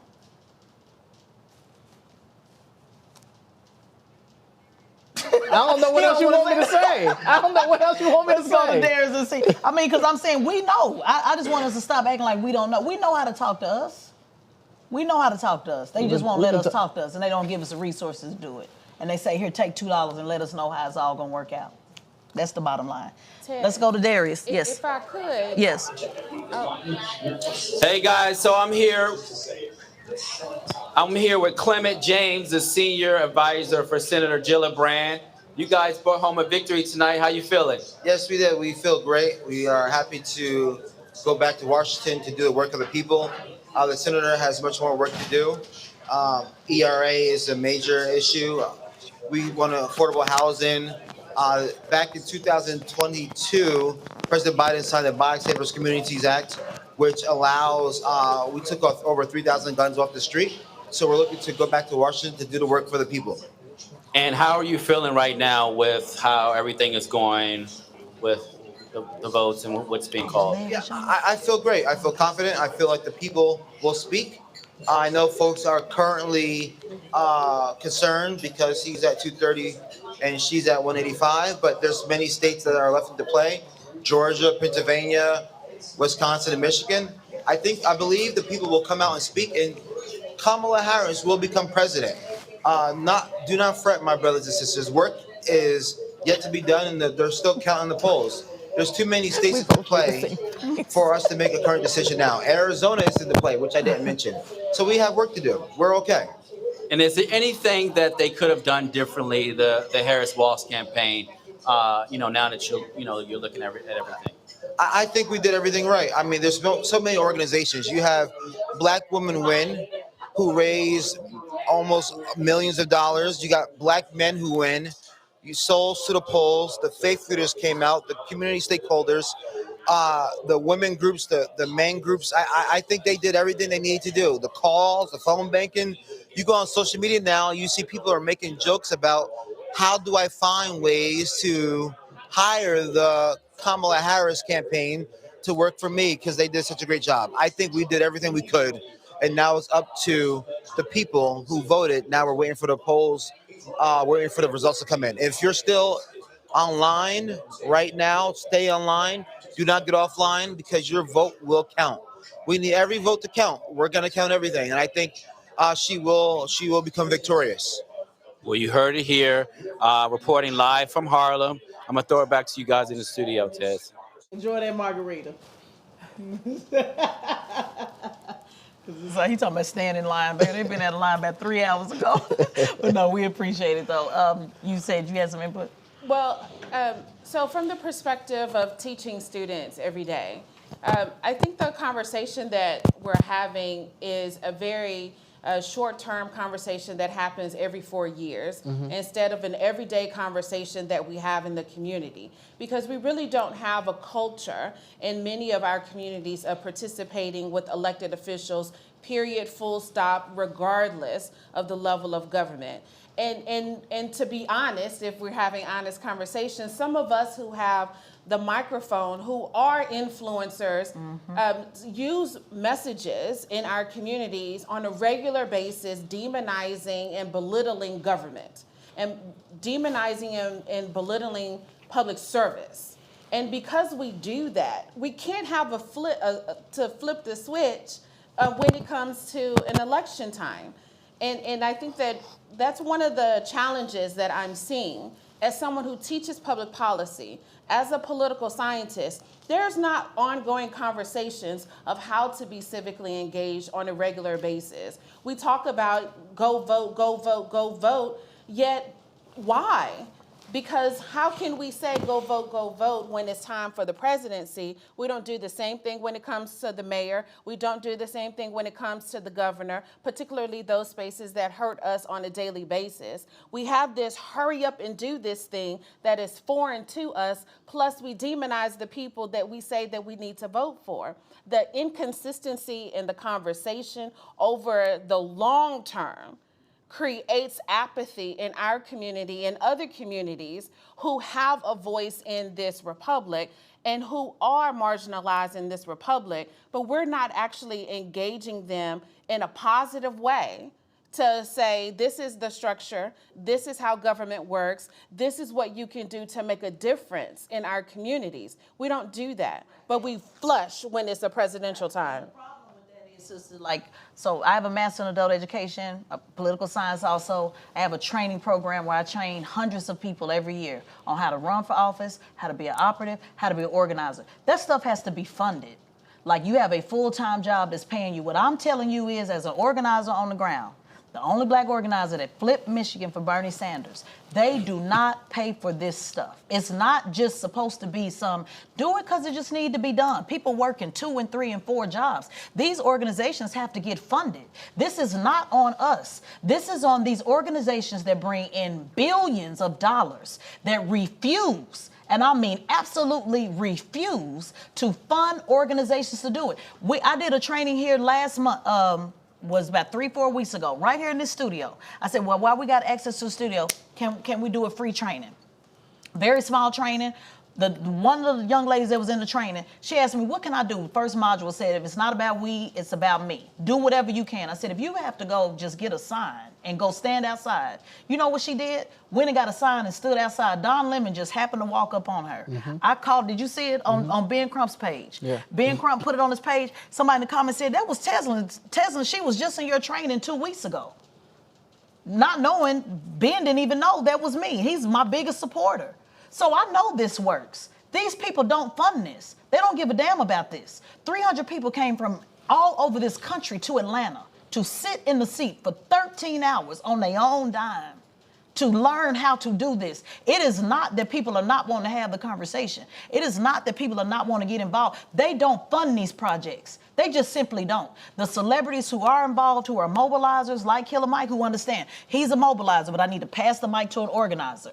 The rest of them, I'm just gonna call it like it is. Plies, I love you to death. I've reached out to Plies multiple times. Stop just doing posts. Organize, train, use your voice, get people involved. You can't just make a post. Why are you not getting people involved? I've been trying to get Plies involved since 2011 when I ran for office in Florida. They told me he would never get involved in politics. Now he on talking every day. That ain't moving no numbers. No posts ain't moving no numbers. If we're not giving people the resources and the tools, they don't want to do it. And I'm not going to keep putting it on the voter and on the student and on the, you have a full-time job that's paying. Somebody got paid. I've been doing this out of my own pocket, my own dime. The organizers are starving.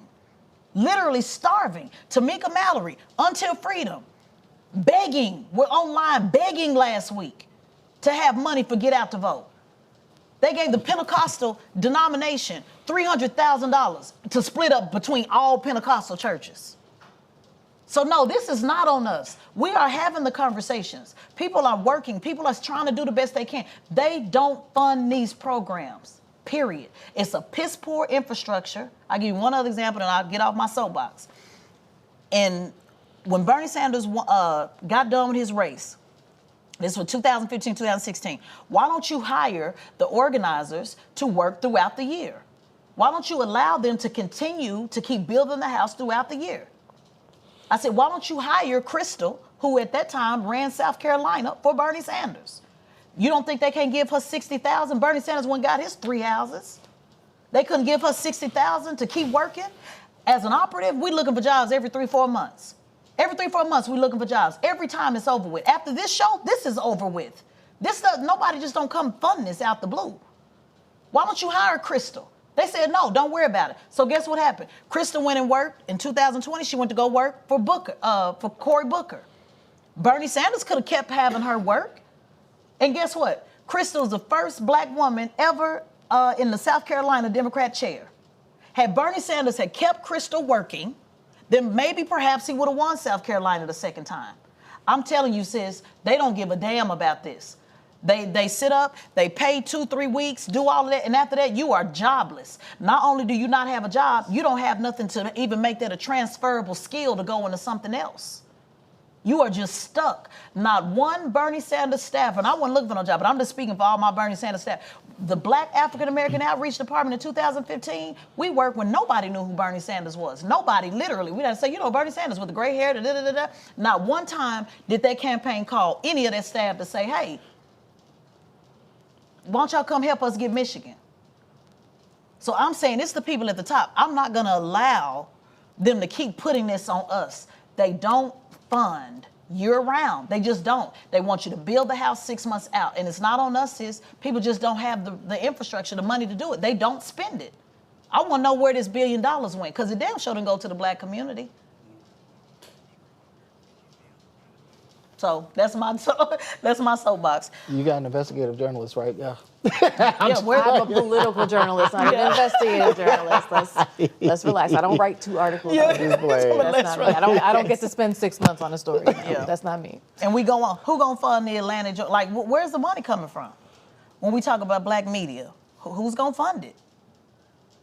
I mean, we're not Black media. We're owned by Cox. Yeah, but you know what I'm saying. I do know what you're saying. And similar to what you were saying, I was on the board of a nonprofit organization whose goal was to educate middle and high school age girls about careers in public service. And we went defunct after 2 to 3 years because we couldn't get the funding. That's it. So this is not for parents to be just talking about it at home. We need professionals that actually do this. That's why you got the NAACP that barely make payroll.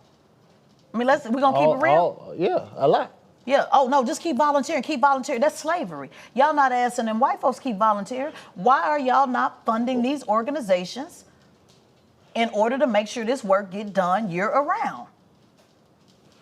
Yeah, I mean, I think it's a lot of conversations that need to be had, like inside the community, outside, and I'm not saying that in terms of pointing fingers, but I'm pointing. I guess the point I'm getting at is we already know the money ain't never trickled down to us. It just ain't never did. That's the problem.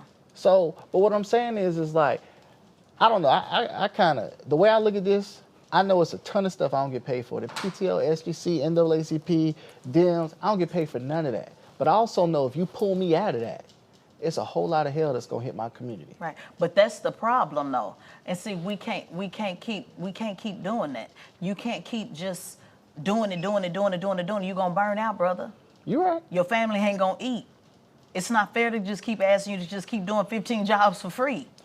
So that's just not.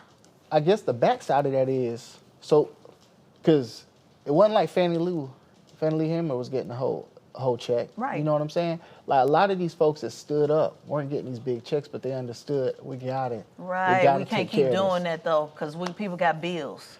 So you can't keep just putting the burden on 4 and 5 people. That's why it's not working. Yeah. It's not right that Malcolm X died a poor man. It's not right that Martin Luther King died with nothing. That's not right. You're right. We can't just keep saying just do it because they did it because they was poor. You can't just vote because your ancestors did. No, that's not working. That's why you begging them young folks to be involved. Pay them. Buy the vote. Put the money on the table and buy them. I agree with you, which is why I said earlier when they were talking about having events up there where I was, I said, hey, ain't nothing for free up here. And they paid Black-owned businesses. That's right. And so I guess what I'm coming at is like there were times where because of the position I'm in, I was able to make sure that people in the community were being taken care of for the work that they were doing. But we just got to be real about the fight that we in. Mm-hmm. Like, you know what I'm saying? You ain't always gonna be able to get a check. You know what I'm saying? That's just real. And you know, I'm in a position where I ain't got to sweat it. But what I'm saying is we got to have more soldiers on the front lines because I mean they're talking about taking. They need to pay soldiers. That's all I'm saying. They do, but I don't know if folks realize how bad it can get. Mm-hmm. And that's what I'm looking at. I'm looking at how bad this thing can get. And I'm looking at how bad it's gonna get, and ain't nobody able to put no food on the table. We gotta address those. That's the main thing. But we still gotta organize. We still gotta mobilize. No, but that's the problem. But that's not what's working, though, brother. pay somebody a $70,000 or $60,000 salary so they can, if people could do this. I pay the people I work with. If they could do it right, but it's only a few of y'all. Yeah. So if people could do what they love, who wouldn't want to organize for your community and say, I'm gonna give you $75,000 a year and you get to go help black people, get to go there, and you got a cushion and you be able to take care of your family. You don't have to hide on Instagram and go under different names because you're afraid you're gonna lose their job. People are signing up for that all day long. It's not, I had people waiting outside for my training 12 hours at 6 a.m. in the morning in the rain. People will do this. They have to be compensated for this. It's not fair to just keep asking people, just do it because it need to be done. We need more conversation. I got to pay my bills. I can't do this and go work another job for 40, 50 hours a week. The money's out there. They got the money. But they're not going to pay us. But see, that's the problem. They will if we start demanding. If we just keep saying they ain't going to pay us, I guess they never are. Well, no. And I guess as long as people keep volunteering, I guess they never will. I guess they'll never have to. But, and I'm saying they're not going to pay us, right? And I mean, ain't that what all the black civic groups were saying this year? Where the money at for this? Where the money at for and that? they finally got it. They got some of it.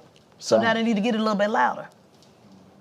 So, I mean, it's just, that's why I said it's some real work that got to take place. There's some real conversations that got to be had. And I mean, we got to hold people's feet to the fire, and we ain't doing a good job of it. Well, I know whose feet I'm going to be holding. Where I will say, sorry, I get updates here from my team. team. Give us an update. The U.S. Senate Republicans have taken back control of the Senate. Okay. And you got any hope? Yeah, I got hope. Oh, I already got a plan for next year. Oh, okay. You can. And how you running for governor? No, it's not. Well, and I say a plan for next year because, again, back to what the young lady was saying over here is this the most consequential election. Like, yeah, you're right, but how are we preparing people for 2025, 2026, 2027? Like, we still got municipals. They better drop the bag. Well, they better drop the bag. Because bottom line is, they better drop the damn bag. So at the end of the day, guess what? A lot of people getting ready to get some strays. Some people have to catch some strays. And it ain't going to be, with 2025, we're going to be, you better drop the damn bag. That's just the bottom line. So if they're not interested, I'm just going to go ahead and say it, guys. I mean, let's just say it for what it is.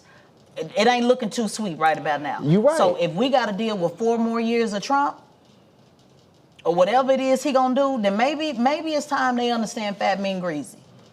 Maybe they need to understand ain't nobody playing no more. Maybe they need to understand you just cannot just continue to keep expecting people to just do stuff and show up and put it on the vote and you need to do this, you need that, and you're not putting the investment in the communities. You're not changing people's lives. They should have been literally buying votes. Trump was literally buying votes. But what I'm literally like buying votes. Give me the bag and let me see. I'm talking about literally buying votes. If that's what it takes, that's what it takes. They don't believe in none. They do it because the ancestors do it. But if we're not the bag holders, right? And that's what I'm saying. But we are the power holders. But you talking about, being in this position. He's buying. Like, yeah, he's in that position. Where is his daughter-in-law? His daughter-in-law got a top position in the GOP. You see what I'm saying? Like, we're not strategically in places we need to be to actually control those things. Right. And that's what I'm getting at. What I'm saying is you call them out, but you don't have to call them out. That's what people like me. Everybody got a role. My role, I'm calling them out. I'm not, so all I need you to do is just be on standby. So when I call them out, they come help get your organization. And then we got to just call them out. We got to stop playing. We call them out, and then what? You keep calling them out. And then what? Keep calling them out. And then what? Keep calling them out. What I'm saying, ain't gonna keep doing. What I'm saying is what's the strategy in putting? Because we talk about at the top of the Democratic Party. The strategy got to be funded. The strategy has to be funded. But what I'm saying is we talk about what the top of the Democratic Party looks like. I'm not even talking about the Democratic Party. But that's what you mentioned. That's what you mentioned earlier. No, I'm just using that as an example. What I'm saying, I'm not even talking about Democratic Party. I'm talking about. What I'm saying is how we talk about who's getting what it takes to get to these levels. We're not talking about how to move people into these positions. Yeah, I'm talking about starting all the way over and moving them out the way. Let's do one more data check-in, and then we're going to wrap it up, guys, because it looks like, I don't know what. I'm looking at this saying Georgia's too early to call. What's Michigan? Can you give us, let's just deal with the swing states. What percentage are we on Georgia? We know North Carolina, New York Times has said that Georgia's going Trump, but what is the percentage? It's 93% in for Georgia. You still, though, have outstanding votes in Cobb County where Harris is leading. and you still have outstanding vote count in Gwinnett, where Harris is leading. And in Newton County, you still have outstanding votes. Okay. There are still outstanding votes in other counties that are Democratic leaning. For example, Chatham County, where Savannah is, and Richmond County, where Augusta is. Okay. And what does Pennsylvania look like? So for Pennsylvania, their vote count looks like it's 85% of the vote in, and Trump is leading Harris by the same margin, 50.9% to 48.1%. So that margin has not moved. For Michigan, it is at 49%, and Trump is leading Harris 52 to 46. Ooh. In Wisconsin. They also haven't got those Milwaukee votes in, those early votes. In Wisconsin, 77% of the vote is in. Trump is leading Harris 51 to 47. Minnesota, 50. We can skip past not to talk about, but that's not swing state. Arizona and Nevada. Arizona has 50% of the vote count in, and it is a virtual tie, is a 0.7%. Trump has 49.9, Harris has 49.3. And Nevada? 0. Nothing's in? Nothing's in. That's West Coast, they supposed to be in. And Alaska has nothing in yet either. Remember, Nevada, last time it took about 4 days for them to get their vote count in. Oh, wow, okay. They have a long process. Well, closing thoughts. I still think it's going to be a long night. So, I don't know. I'm going to sit back. I think I still got hope. I think you like that word, don't you? I still got it. But no, seriously. I think we've put in a lot of work here in Georgia. And I think until every vote is counted, every vote is in, I want to see what that final outcome is going to look like. I mean, we were in this place back in 2020. We've been saying from the beginning it was going to be close. It's not going to be a runaway train. It's going to be close. Now, who edges out in that very tight race, that's something I'll be looking forward to seeing at the end. And, again, just getting in the mindset of this was never the end goal here. It was, we'll launch here, and then we still got 25, we still got 26, and it's getting back to the community, doing the community work. And so that's just what it comes down to. I would say, for me, a silver lining for Democrats, if things don't go their way tonight, is that it's always a swing, right? So if Trump wins the presidency, it emboldens Democrats to run. I think in 2018 was when we had in Georgia 15 or 16 seats flip from Republican to Democrat. So they're like cracking down on the supermajority that they have of all three, governor, House, Senate. So that also shows up in congressional races. It shows up in the governor's race. So I think that, if anything, tomorrow, as Democrats might be looking at the carnage, that could be something to give them hope, since that's our theme of the night. Yeah. Well, I think y'all know how I feel. Bottom line is, for those who said, oh, Trump just talking. Oh, Project 25 ain't real. Oh, it's just rhetoric. I guess we're going to find out, ain't we? And the question is what we're going to do about it. And what we going to do about it. That's just what it's going to be. That's just the bottom line. And so if Democrats get emboldened, or whatever you want to call, Grandma called it fat, mean, greasy. We going to see. For those who said, oh, no, he's what's best. I guess we're going to see, right? We're going to really get a chance to see. Well, we're going to get a chance to see if this was not about race. We're going to get a chance to see if all the rhetoric was just talk. We're going to get a chance to see. And the question is, what are we going to do about it? Can I just add on to, because, a lot of times we talk about 2020, this presidential election, then we jump to the governor's race, the Congress folks running. And I think the reality is in Georgia, right, if we can't start flipping some of these municipal seats where the things that directly impact us are made, are we as blue or as we as Democrat as folks say we are? Because that's a true test. We That's where the bench comes from. Yeah, well, you gotta have a bench. Well, again, the bench comes from training, building an infrastructure, and the bench needs to be funded. Bottom line, this is not for people to just do on their own. People need to be trained, funded, prepared. People cannot just run, everybody just can't stop what they're doing and just run and walk away from their family and they already working 2 and 3 jobs. Candidates have to know that they're gonna have the infrastructure. They have to know they're gonna have a comms person. They have to know they're gonna have a fundraising person. They gotta know they gotta have a campaign manager. They gotta know where the hell they're gonna buy their literature. How are they gonna get no, the Democrat Party needs to fund candidates. This is not a pipe dream. This is not a you can just do it. It's plenty of people who have their hands raised, who are available, who are willing, but do not have the resources, period. And until that demand is made, whether you are Democrat or Republican, because Republicans don't trickle it down either, we will continue to not have candidates who are prepared to make that leap. The days are over with just do it because it need to be done. People literally can't do it. They literally cannot do it. You have the privilege, like you said, you on 4 and 5 and 6 different boards. I do all type of stuff for free. Without God, I wouldn't be standing. But even at some point, you got to ask God, okay, now, wait a minute now. People got to pay their bills. That's just period, end of discussion. So if they're not investing in these infrastructure to say, hey, why don't you run for office? We're going to give you $100,000. We're going to support you. People they can't raise money. They can't. Average candidate do $400 or $500 and that's it. And they get disgruntled and they say, forget it. I don't have any volunteers. My mama can't do it. My sister can't do it. They working 2 and 3, 4 jobs. I'm not going to keep putting this on the citizens. This is on these parties that raise billions of dollars. Every day it's a email asking for more money, more money, more money. Y'all raised $1 billion. So the question is, what money are y'all going to take? Because you damn sure don't put it all on the ground. Are you going to invest it back into black media, back into the community, back into organizers? And until you do that, you get what you deserve. Thank you so much for joining. On that nice, on that hopeful note. message. Yeah, hey, and it's unfortunate.